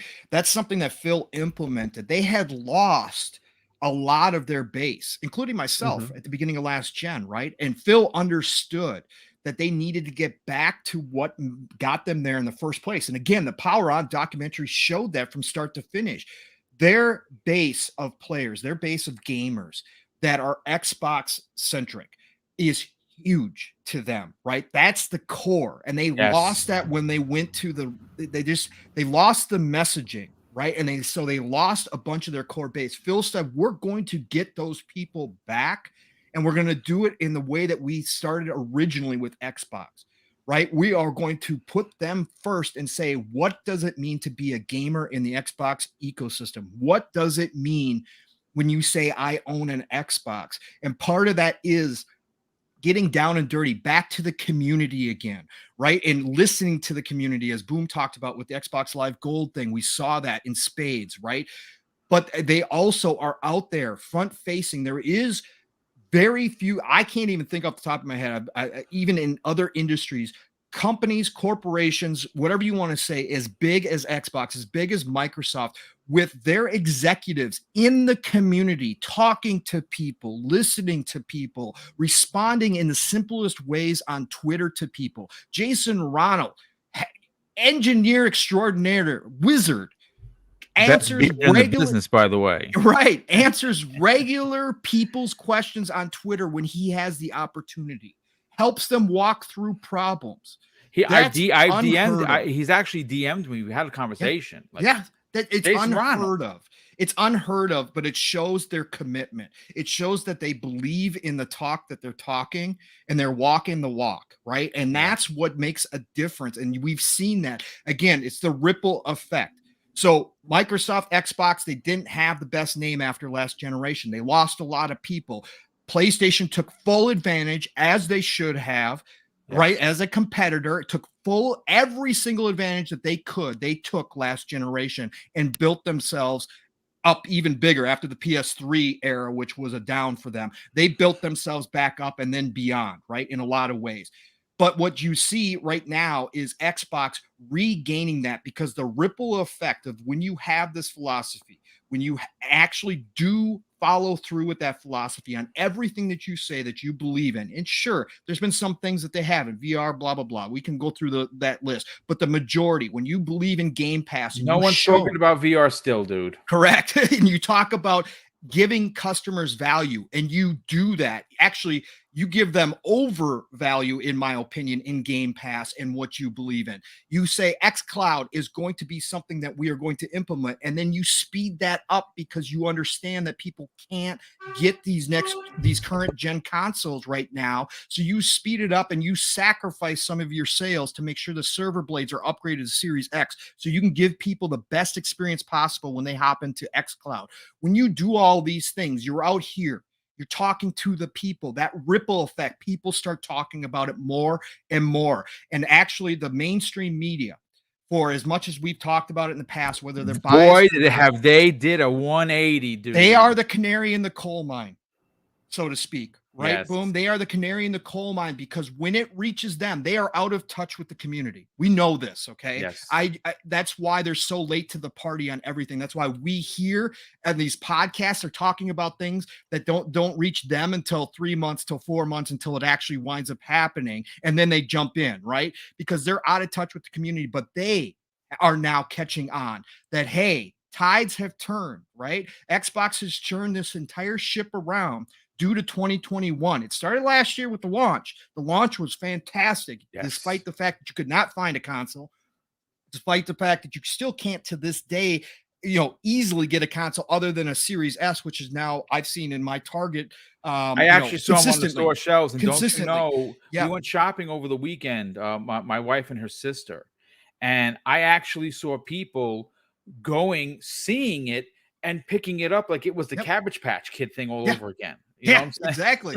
But they did that on purpose too, right? They moved production to the Series S, knowing full well they can get 2 Series S's for every Series X, saying, hey, Series X is going to be tough. Holiday season, let's give people a good chance at least jumping into this generation. And they bumped up production on the Series S and made it available, and we saw it in sales. But all of that leads to 2021 just being a dominant performance by Xbox, starting to hit on all cylinders. And again, 2022, as we were just talking about, is going to be even bigger. 2023 is the mark, right? 2023. That's the Mecca, because that is the Mecca. I say it all the time. It's the golden age of gaming. 2023. If you don't believe me now, by 2023, you will believe me. And by that point, the chip shortages should be over with. The console should be available, but we are going to see everything come on 2023 is going to be such a huge year. It's not even funny right now. But I just got to give praise to Xbox for everything they've done. Again, the Power On documentary really, even though we all knew it, and I'm with you. I have to watch it again. I have to watch it again because it was cemented how far they've come and what it's taken to get here, and the literal blood, sweat, and tears that it's taken to get to this point, and how close they were to not being a part of this industry anymore. Crazy. It was so close. It's absolutely so close. And to be decision here now. Yep. One yes decision. or no could have cost Xbox everything. Everything. But to be here now in 2021 and see this, you got to give them their praise. And I'm glad that finally everybody is realizing it and stepping up, besides the circus and the clown show, which never will. But other than that, everybody else is starting to realize it, and it's starting to get to the masses, the big, the 2 billion, 3 billion people that Phil and Satya always talk about, that everybody laughs at them for. Guess what? It's starting to reach out there. It's starting to get out there. So it's going to come to fruition as well. Yes, exactly. So just a great year. 2021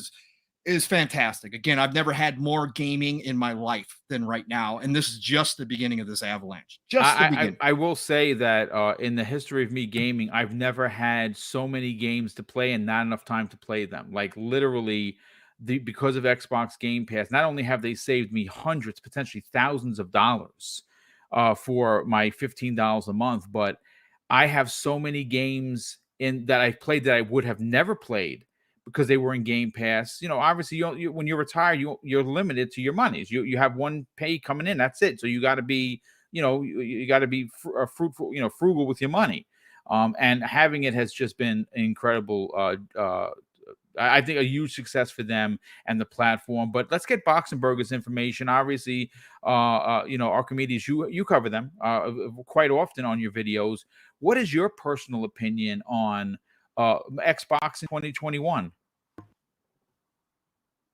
Oh, you're muted. You're muted. There you go. Happens to the best of us. I mean, it's hard to follow that because basically everything has been said. Xbox had an amazing year through and through. I always joke that Game Pass was the actual game of the year because Game Pass was just amazing, especially when we consider that the first half of the year was not really filled with a lot of, at least, exclusive releases in the Xbox ecosystem. Game Pass kept us busy. We had in January The Medium, then we had Outriders, MLB The Show was mentioned. We had other bigger games coming to Game Pass. A lot of them getting then the next-gen patches for free. Yeah. I think we talked about this on last week's show, Boom. For instance, The Division, when that came out, everyone was playing that again with the next gen patch and stuff like that. So Game Pass was really the game changer in this year. I think Game Pass wasn't new, but a lot of people really saw what Game Pass can actually be, how great it is to have such a subscription service, how accessible it makes gaming. We also talked a lot about 2021 being the year of indie games, and Xbox had the best ones. Let's be honest here. They had The Artful Escape. They had Death's Door, at least for 6 month exclusivity. Then they had Song of Iron, The Ascent. Most of them coming day one into Game Pass.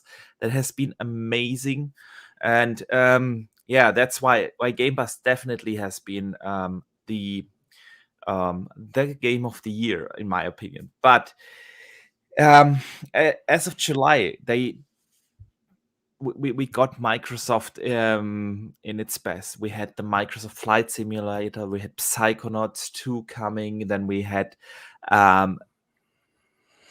Forza Horizon 5, Halo Infinite, Age of Empires. Amazing. Just an amazing lineup. And it's not just the sheer amount of games, it's the quality of games. Everyone knows I really don't give anything on Metacritics, but just when you look how highly rated is the Microsoft Flight Simulator, how good is Psychonauts 2, Deathloop, even though not on Xbox yet, coming next year, but still super high rated game.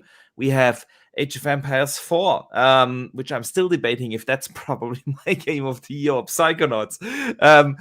We have Halo Infinite, very well received. Forza Horizon, nailing it in terms of reviews.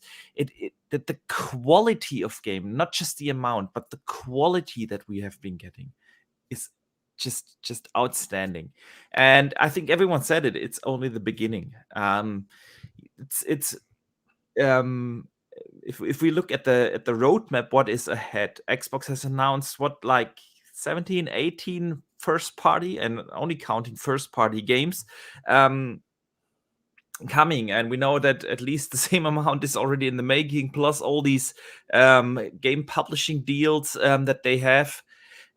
It's going to be just insane. I agree on 23 being the most ridiculous year ever, although we have to say 2022 is also already an insane year, because it's not just the sheer amount of exclusive games from Xbox coming.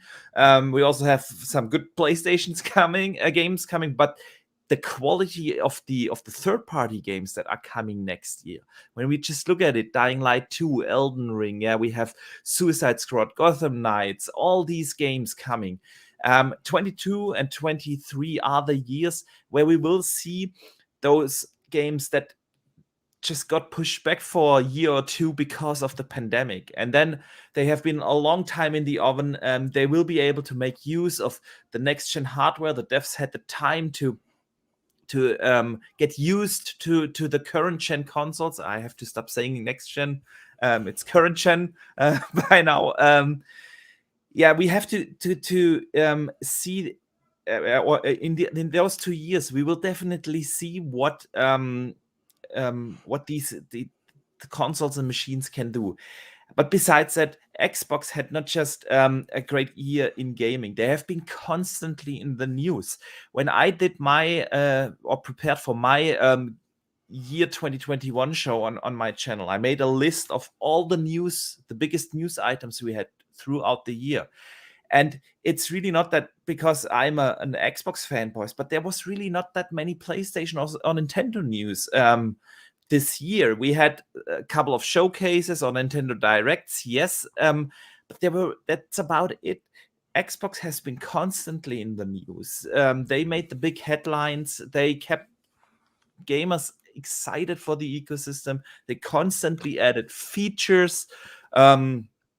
Throughout the year, we had FPS boost this year. We had an amazing drop of backward compatibility games. Then we had Dolby Vision added. We had all these things where Xbox just gave gamers more and more value. And I think the sale numbers show that right now. And it's not just the sale numbers, it's also the mindshare in the media landscape. I usually don't give too much about the opinions of these bigger outlets, but we have seen a shift there because, well, they follow the clicks, they follow the mind share in the gaming community. And when those bigger media sites now start to talk positively about Xbox again after 7-8 years, just praising Sony, it just tells you that the mindshare in the community is coming back to Xbox. And that's really no surprise. They have quality games. They have great value with Game Pass. They have 2 fantastic consoles out there. They have more options for gamers to play games than anyone else. You can play Xbox games on basically every device that supports a browser. It is just amazing what you get when you enter the Xbox gaming ecosystem. And so it's really no surprise that they gain the mindshare again. And overall, 2021 was an amazing year for Xbox. And just looking at what 22 has in store, this is really just the beginning.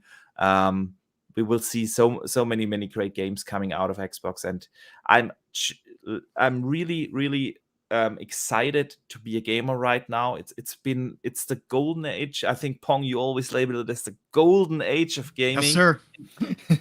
And that is just true. It is the golden age. And it's not just for Xbox, it's generally. Gaming is more exciting than ever before, whether you are on PlayStation or on Xbox. Well, Nintendo is something else, but yes, even there are a lot of good things coming, and yeah, it's just exciting to be a gamer right now. No doubt. No, it 100% is. And kudos to you, man. You listed so many things just back to back to back. You like of where Xbox, succeeded this year. I started thinking that you're just reading off a list at some point, know. But I think we could all agree that Xbox has performed tremendously well in 2021. But the question is, are they going to continue to do this in 2022? Which I think all of us, resoundingly will say yes.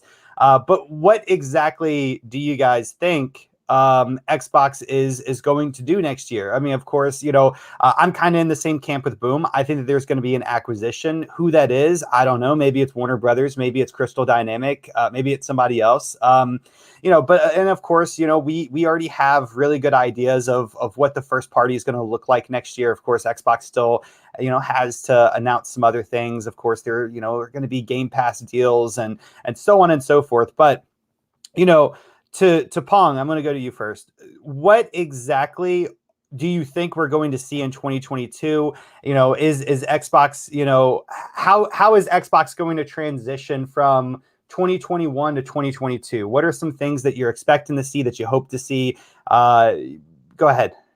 Yeah, so I think they're going to keep the pedal to the floor. Obviously, I don't think that they're going to let up. In fact, I think they're going to try to gain even more momentum, especially hopefully if the chip shortages start to lessen and they can go ahead and get more consoles out there into the space. But I think 2022 we're going to see them accelerate even more so now that they've got ZeniMax done, right? And ZeniMax is in the fold, and they've gotten that whole adjustment period over with, which was very quick, let me tell you, because they've worked with Bethesda specifically for so long that it was an easy transition, especially allowing them to kind of continue to do business as is. Like, again, we're talking about hands-off, Microsoft, hands-off Xbox. You couldn't see it any more than what they did with that deal, saying, hey, they're going to kind of do their own thing. They still got their publishing house, still got their marketing, they're going to kind of do their own thing. We're just going to kind of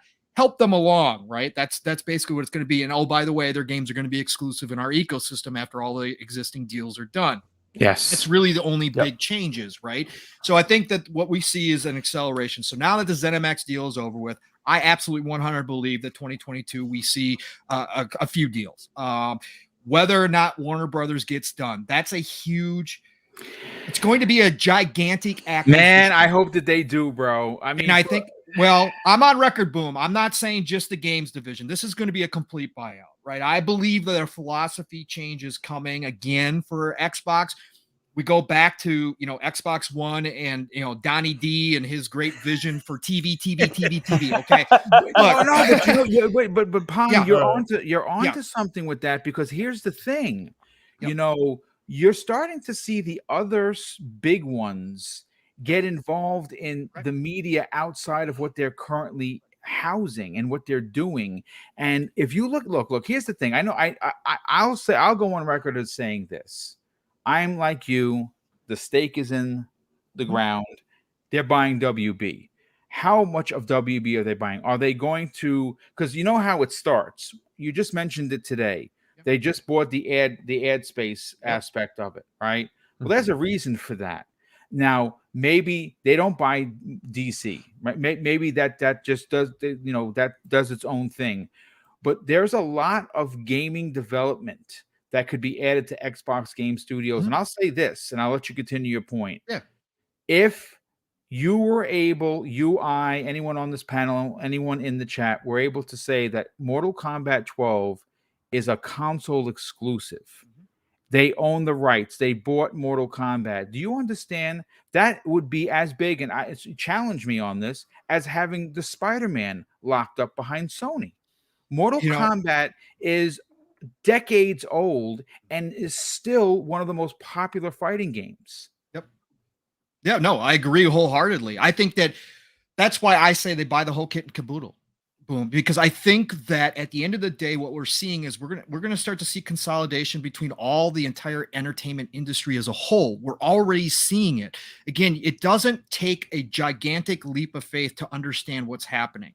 Everybody now is all of a sudden getting their subscription services, right? Everybody out there, you can't have 150 subscription services and ask everybody to go ahead and have them all at the same time. It's not going to work. You're going to divvy up the pie too many ways. So Can I add something? Yeah, go ahead, Tim. Well, to your point, we I can't remember what podcast it was on, but it was something I also thought about as well. Sony, for instance, they're an entertainment brand, right? Correct. We've talked about this before, and I think it was actually here on the Xbox Factor. Yes. We were talking about the potential possibility that Sony could make a service that includes like Crunchyroll and some of the actual video that they have. Of course, there's Amazon, which is competing with Game Pass right now through their Luna, service, and Amazon has the ability to potentially bundle everything, Prime game, Prime Video, music and the games all together in one bundle. Those are two really, really strong advantages that both of those companies, both competing directly with Microsoft and respectively Xbox, have above what Xbox is currently able to offer. They have fantastic games. They've proven it, right? Yep. But they're not a full around media company. They don't have TV shows necessarily. They don't have movies to bundle into a service. So if what you said happened, if it was the whole kit and caboodle, I love that term, by the way, So do I.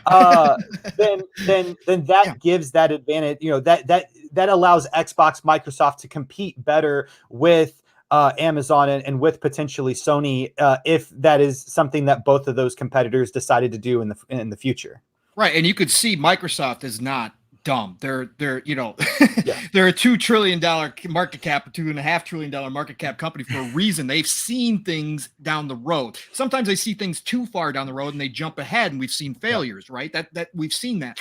They understand where this is going. We see in the entertainment industry, we see more crossover now between video games, movies, TV than we have in a very long time. Now, back in the day, we used to get pretty bad games that were based upon movies or TV.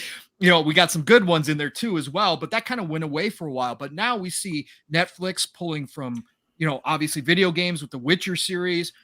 We see that crossover happening again. The entertainment industry is consolidating. Ideas are drying up. And so they're looking to video games as a new medium, or not a new medium, but, a new place to find some ideas and to create, hit TV series, hit movies, whatever the case. So Microsoft knows this. Microsoft can see this. Xbox knows this. Again, we finally are getting a Halo TV series. Finally, after all this time, you can't tell me that TV series does not take off, and they've already signed it for a second season. If it takes off, we're going to get a major motion picture, a Halo motion picture, right? So why would Microsoft as a corporation not say, look, we see this is coming. We've positioned Xbox as one of the pillars of our corporation.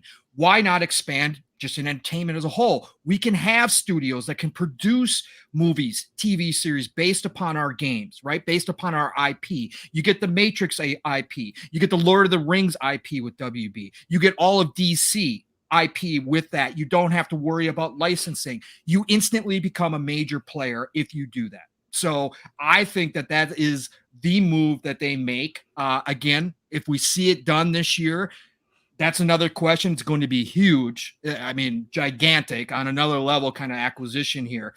So I think it's going to take time, but we could see it for sure. And then I think they make some smaller moves as well.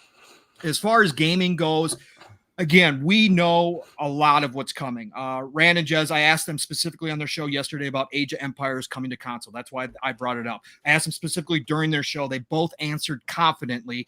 They didn't say, we know, but you know how to read Rand and Jez when they both they don't BS. Right. Right. That's the thing that you have to appreciate about Jez and Randall Thor 19 is that they may play coy when they don't want to really let the cat out of the bag. But if they say something, it's pretty much as good as E.F. Hutton, in my opinion. And they were both very confident saying, because I asked them about the end of the year. I said, because look, it took Gears Tactics about 7 months, to be ported over from PC. So I said, could we get Age of Empires by the end of next year? And both of them said, no, they're not even going to wait till the end of next year. They both agreed that they thought first half of next year, we will get an announcement and a release of Age of Empires 4. Rand said June, he thinks. So, again, be a big E3 announcement. Yeah, it could be. It could be a huge E3 announcement, or it could be something that even comes a little bit sooner. Let's say April, May, to fill in some of that spot. Again, they want to space out, right? Boom, we've heard they want one per quarter home run. Look, the way that they're producing, the way that the studios are going right now, we're going to see years. I don't know if it's going to be 2022, but 2023, we could see one every 2 months, one every month, a home run hitter coming out of these studios. And so I think that they're going to have to start spacing them out. But I think overall, we're going to see some more deals done. Avalanche is a good one. Crystal Dynamics, Eidos, we'll see if those are next year or if they're closer to after Perfect Dark is close to launch. Then we could see that transition where they say, oh, by the way, we're also acquiring Crystal Dynamics because we, worked so well together and blah, blah, blah, blah. You could see that happen later on. But I think there's IO Interactive, there's Avalanche. There's a bunch of smaller studios that could go after. I still think Techland is in the mix. We know Phil was looking at a Polish studio at one time. A lot of people thought, that's a big one, dude. That's a big one. I think Techland definitely could be it after Dying Light 2 hits. I think that could be something that they could move into as well. So I think they're just going to keep the momentum going. They want to be the dominant portion of the news cycle in the gaming world as much as possible. And yes, they're going to have some stiff competition next year. Sony is going to have Horizon Forbidden West early. I think they do bookend it with God of War. I know there's some people who don't think God of War makes it. I think that's part of the reason why we saw those support studios being bought up this year by Sony. I think they're trying to get their games out at a better pace, and I think they bookend the year with God of War. Even though Sony has not been a holiday company previously, they don't care about the holidays as much. They saw what happened to them this year. They saw what happened to the second half of this year where Xbox dominated that news cycle and the mind share started shifting. Sony isn't dumb either. They know what they're doing over there. They're going to compete with how they can. So they're going to keep themselves in the news as much as possible as well. But Xbox has everything in place right now. We've seen it come the end of this year, and I think going into 2022 we just see more of that.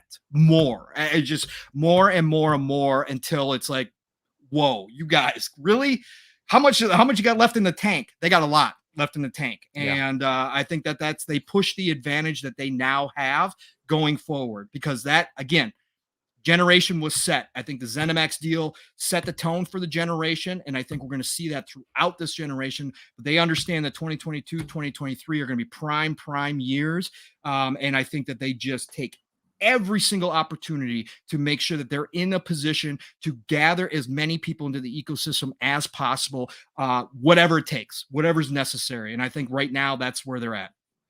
And I think you're onto something. First of all, Zemi, thanks for the save. The chair, you can see it's a nice blue leather chair. That's Mrs. Boomstick's spot, kind of like Sheldon. Don't get into her. Don't sit in her seat. But thank you for taking over. Real quick, let me catch up with some of the super chats. Jerron TJ continues to show his generosity with just not one, but an additional 2 super chats. He says, "I hope that they buy WB, dude. I am right there with you, because I think what that does." Is really open the door for them to, I guess, make some additions to the portfolio that they're missing. Content, IPs, all of it. Boom. Yeah, Batman. There are a lot of people. Batman, Matrix, Lord of the Rings. Are you kidding me? It's bonkers. Yeah. I mean, there are some stout defenders. I can't believe you guys. You can't believe me? You're missing the most important Harry IP. Potter, of course. Which IP? Harry Potter. Yeah. Harry Potter. Yep. How dare you? Yep. Sorry. I should have said Harry. But yeah, you know what I mean. Look, it's a possibility for sure. I'm looking very much forward to 2022 on for a lot of reasons. Specifically, I expect first party to deliver just as big as they did this year, which was a big year. Safe Space Invader, generous friend of the show, he drops a $2 super chat and says, Merry Christmas and great show once again. Well, Merry Christmas to you as well, my brother, and thank you for the generosity. After His Passion drops an outstanding $10 super chat and says, a little known fact, The Dark Knight sold more tickets than Endgame. It sold more tickets even though it wasn't released. Oh, it wasn't released in China. Endgame was due to Hong Kong portrayal. Google it. Batman is key. Yeah. See, and I agree. I think getting the Cape Crusader as an exclusive would be monstrous. And again, what I was going to say, Pong, before is there are some people that disagree with me and says Microsoft doesn't need a superhero game. They don't necessarily need it. I will disagree with you on there. I think that they do they need it to succeed? I don't know. But would it fill the portfolio, which is what they want to do? Like 30 million plus people, and I'm confident in saying 30 million plus people already Game Pass subscribers, whether that be for the $1, whether that be for the $10 or $15, whatever, they're in it. And what has been incredible in that conversation is that, quote unquote, they didn't have the bangers until this year, and people have flocked to Game Pass. And I would not be remotely surprised that this time next year, when we're having this conversation, and of course we'll invite Semi back for it, that they're not at 50 million subscribers. Honestly, I think that if they continue this first party output and they continue to add value in regards to second and third party deals launching day and date the Game Pass, it's an unstoppable behemoth, in my opinion. We also have Drawn TJ, third super chat of the day. He says this after dropping an additional $5. Says, remember, if they get Crystal Dynamics, IO, and Avalanche, plus all of WB, that's crazy. Then the only one left would be Crytek. Dream comes true. Yeah, I'm still on the fence. I would love Crytek for as much as I really want like a Rise 2. I think the Cry engine being added to what they already own would be madness. You know, you got the ID tech.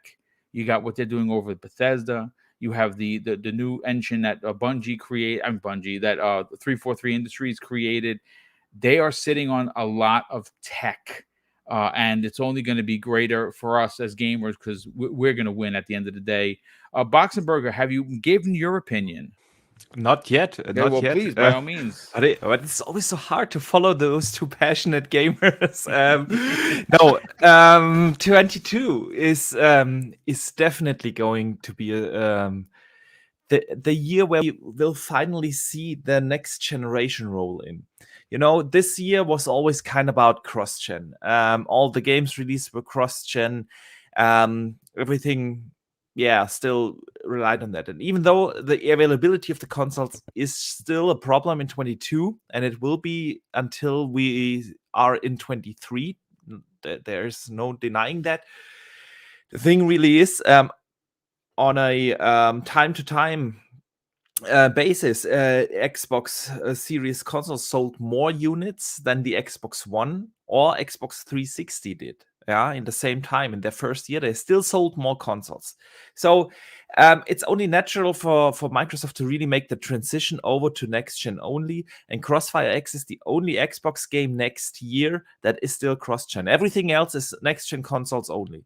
But with the option for Microsoft to stream the Series games now to the Xbox One consoles, I think this is something that is where people can live with. I know a lot of people have problems with broadband internet and whatnot, but at some point they have to make that transition. And 22 will be that year where Microsoft will transition over to current gen only. And with that, I expect them to also announce a bunch of new features added to the console. We have seen that over the course of this year. I said it before, they added Dolby Vision, FPS boost, all these things. And I think they have a couple more exciting stuff in store for us. Maybe something backwards compatibility regarding, maybe some other features. They are always full of surprises. That's definitely something. The acquisitions, yeah, well, we heard the entire year. It's acquisition season, and we had 0 acquisitions. So yeah, Everybody we know else was buying though. Yeah. Everybody else was just Xbox. Everybody else Yeah, had I mean, like I acquisitions. said, Nintendo, PlayStation 5 Studios. Yeah, I'm just saying. Yeah, So- but I think that we're going to get it. I think they're being very strategic about it. Personally, I don't know because obviously, when you look at companies, have you ever heard an entire third-party developer being loaned out? Like, when does that Yeah. has that ever happened? No, I don't think it's ever happened. not really. And it has. I mean, at least I can't. I can't think of an instance where it happened with a studio as large as Crystal Dynamics. Like, and I'm not necessarily talking about like number of people. I'm talking about prominence in the industry. You know what I mean? They released the Tomb Raider trilogy, knocked it straight out of the park, and now they're on basically loan, right? Like, it doesn't really make any sense. It's almost like if BioWare leased out, the studio that's making Mass Effect right now. Like, it just wouldn't really line up very good. Because there's not a lot of incentives to it, right? You know what I mean? Like, that studio, rather than actually make you a game that you are probably going to be able to sell for more money than you can loan them out at, you're just loaning them out. I don't really see a huge incentive there, which really makes an acquisition kind of likely. Yeah, I think it is it is obvious that more acquisitions are coming eventually. They literally said so. We are looking into more acquisitions, and I think every studio that they are partnering with right now is a potential candidate. Obviously, we have that with Crystal. But we could also think about, for instance, GSC Gameworld, the studio that makes STALKER. They have some sort of relationship there. Asobo is always a possibility. So we know about what's the Hitman studio with Project Dragon. IO, thank you. Also something that they are probably paying close attention to. How is the chemistry in between the studios? How is the culture in the studio? Would they fit into our roster of studios? So all these studios are potential candidates. I'm not going to make any speculations about it because, again, we have heard it for too long. I'm burned out with acquisition season talk. But what I think, and I think Sammy mentioned it earlier briefly, is something that they will do over 2022, and that is they will keep pushing Game Pass. We have seen it more or less on a monthly basis. They announce first day one launches of games relatively close to the actual game launch. They want to have that hype up, 2, 3, 4 weeks before a game comes out. They announce, oh, by the way, it's going to be day one. And I think we will see these kind of announcements. Of course, we will see some games that have already been released 6 months, 12 months ago, coming now into Game Pass. They will definitely pump and hype up Game Pass over 2022. Along with all the stuff we already know about. Like I said earlier, there are so many third-party games coming to consoles next year. 22 is really the year of third-party releases. I think that there is at least 1 or 2 or 3 of those titles going to be day one Game Pass. We just don't know about it yet. Yeah, well, again, I think E3 is going to be big. I'm going to be honest with you. I don't know how they topped last year's E3. That was their best show ever. But Boom, we should get used to it. They have so much in the oven. And as hard as it is to wrap your head around this, but sometimes it still feels Xbox is holding back. We know so many games are now announced. If they show, imagine next E3, they show gameplay, Fable, Hellblade, Perfect Dark, Avowed. Yeah, that's insane. It's really insane what they have in store, and all we do is talk about those games that are already announced. They have the same amount unannounced, plus all the third-party deals they have. There's literally so much for them to talk about. The next E3 is going to be insane, and actually that is what my next thing is. What I think we will see next year. Xbox has always big in promoting advertising community. It's actually what made me an Xbox gamer in the first place. It's why it became my main console, because of their efforts back in the days on the OG Xbox with Xbox Live, building up online communities and so on. Yes. And 2020 and 21 had the pandemic, and the pandemic is still going. But I think, at least to some degree, we will see in-person events, gaming events, come back next year. And I think that Xbox will heavily promote those. I am 100% sure they will have an XO event next year. They will have fan fests next year. They will make a big presence at E3 and Gamescom again, hopefully all in person. And because that's what Xbox always has done, better than anyone else. They have had these fan events, and they were big at them. And yeah, that's definitely something I expect from Xbox next year. I mean, listen, everyone had great points. And folks, we're at the 2-hour mark. I want to get everyone out of here. But first, I want to end today's show, pretty much end the year, with an incredible, big, heartfelt thank you. It is because of your tenacity that has put me and Mrs. Boomstick in a position where we are less than 800 subs away from 10K. When you start YouTube, there is no guarantee that you're going to succeed. Garnering an audience is hard work, and it's hard because the talent pool that is YouTube as we know it is vast and it's very deep. And you have to be doing it right for you to have success. And everyone that's on this panel, everyone that I work with on a regular basis, are just incredible people that understand that you have to do more than just show up and hope that somebody throws you money, because that's not the way it works. And we could not be more excited for 2022 for us personally, because having Mrs. Boomstick involved in more ways, and like I said, she's very behind the scenes. I can't say she'll never be on a podcast. I can't say that she will. She's very behind the scenes, and that's her choice. But she does help out in the biggest way possible. And of course, we want to offer our best, warmest holiday wishes to everyone and your families. Of course, we want to wish you a blessed 2022, and of course, we want you to stay safe. I want to thank everyone that dropped the super chat. And I was so into the conversation, I forgot we added an additional giveaway. I had made mention of it last night on Primetime Gaming. It was one monster prize. It's our Xbox Factor, one giveaway. I didn't mention it earlier because I wanted everyone to be here so I could throw everyone into the picker. And Jay the Destroyer has won that prize. And what does that prize include? Well, you're getting the Xbox icon light that you put the batteries in. You press the button and it lights up. It says Xbox and it's got the logo, which is pretty dope. You're getting the Razer Kishi, so you can go and play your games mobile. And that's an excellent controller. You just plug your phone in and you go, so you can play cloud gaming. And you're also getting a $50 Xbox gift card as well. Again, it's just a bonus prize. We gave away 14 different prizes. All of them have been mailed out, or all the digital gifts have already been delivered.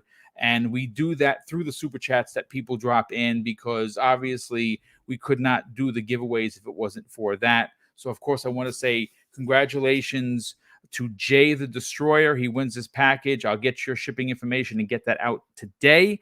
I also want to say congratulations to all of the winners from the Breakfast with Boom from last week. If you missed it and you want to hear some really heartfelt, some personal stories from the panel about Christmas and about their personal growing up, it was a real emotional episode. Very great. And there was a lot of great people on there. And of course, I couldn't do the Xbox Factor podcast. We are going to miss Zemi Games when he leaves, but rest assured, he has a key to the kingdom. Anytime he wants to come in, he'll just drop in. But let's get to the outros, and we'll start first with, of course, Boxenberger. By all means, sell your brand, brother. Tell everyone about the video you dropped yesterday. Where could people reach out to you on social media? More importantly, subscribe to your growing YouTube channel. Yeah, first of all, I also want to say a big thank you to not just you, Boom, and everyone here on the panel. Obviously, 3-Bit Math, everyone that has been on this show has been amazing this year. But also, I want to say a big thank you to the community. It's been an awesome year. I had every week on this podcast such a blast, and it's because of the community and all the feedback and the support. And I'm truly grateful for that, and I just wanted to say also a big thank you from my side. Yeah, people can find me basically everywhere under Boxenberger, on Twitter, Xbox Live, PlayStation Network, and of course here on YouTube, like you said. I had a video dropped yesterday about NFTs, explaining what they actually are, how they work, and what their potential impact is for gaming. I will also have a lot of content actually coming right after Christmas, in between the years. I planned out a couple of videos over the period where we know that there won't be any gaming news, because the gaming news won't start to come in before the middle of January. But I have a couple of things planned out, so definitely stay tuned, hit the little bell to be notified. And yeah, again, I want to say thank you to the community. I want to wish everyone happy holidays, spend some time with your loved ones, and a happy new year. And I see you guys soon. Yes, thank you so much for that, brother.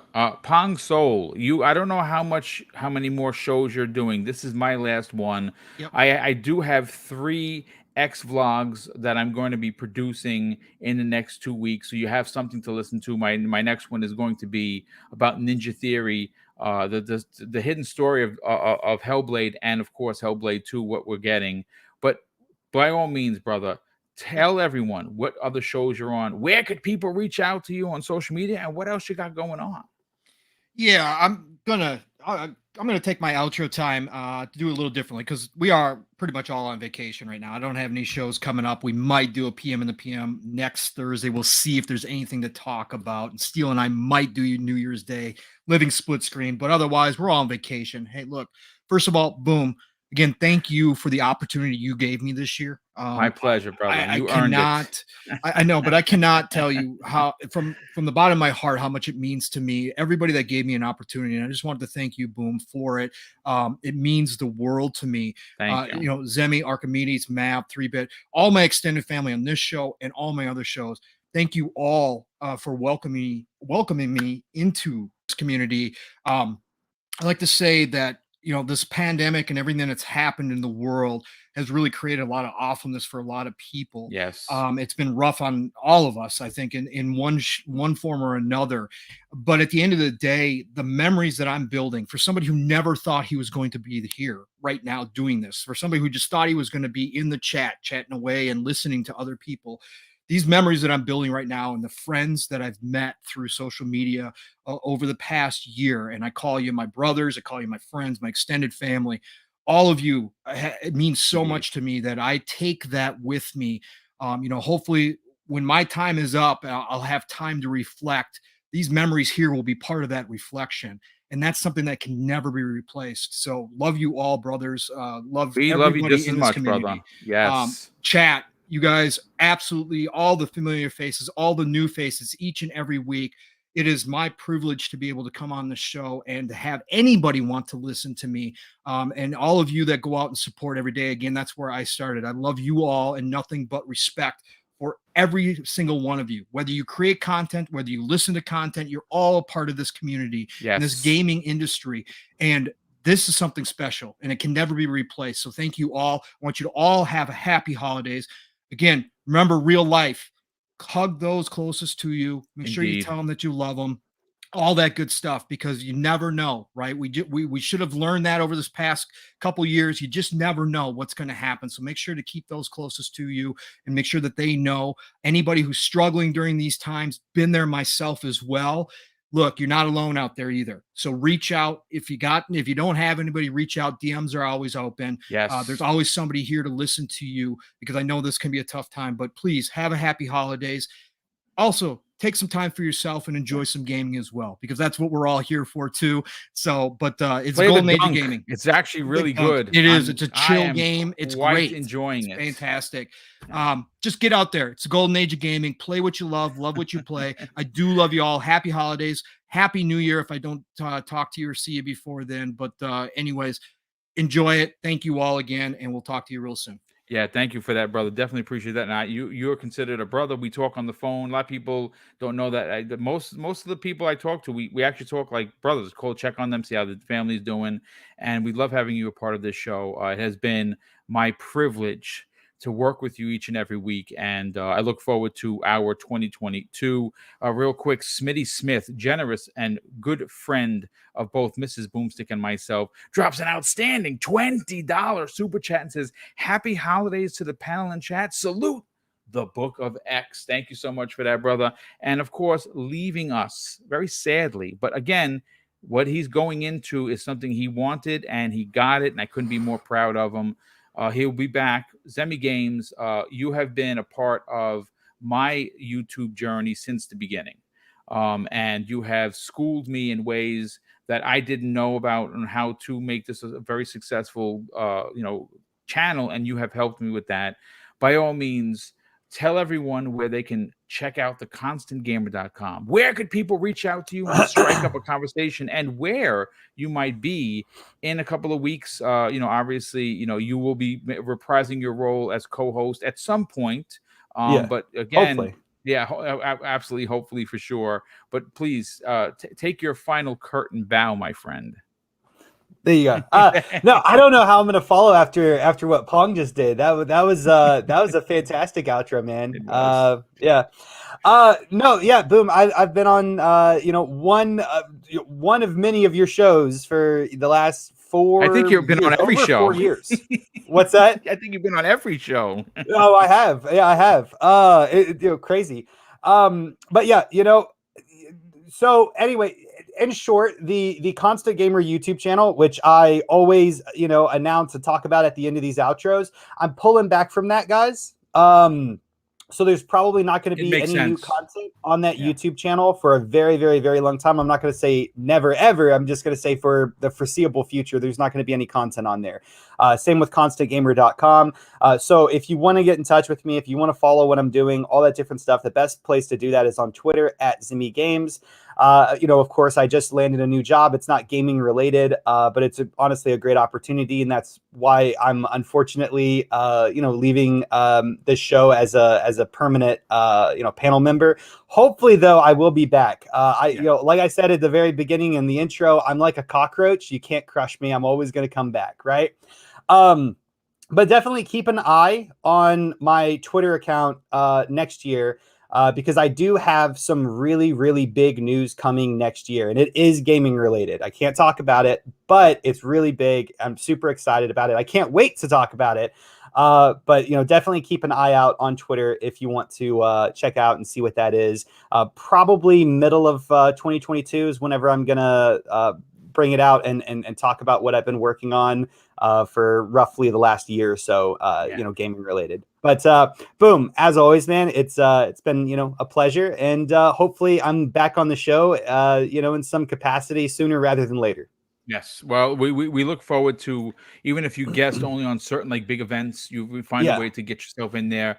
We will welcome you with open arms. And of course, I want to close out the show that something, again, I hope you don't get bored of me saying it, because it's something that made me the man that I am today. And that's something that my dad taught us. And I think now when you look at the world, the current scope of the world, it's a scary place. Pong said, hug your loved ones, tell somebody you love them if you do, because you just don't know, whether it be from COVID, whether it be from the mass violence that has erupted around the world.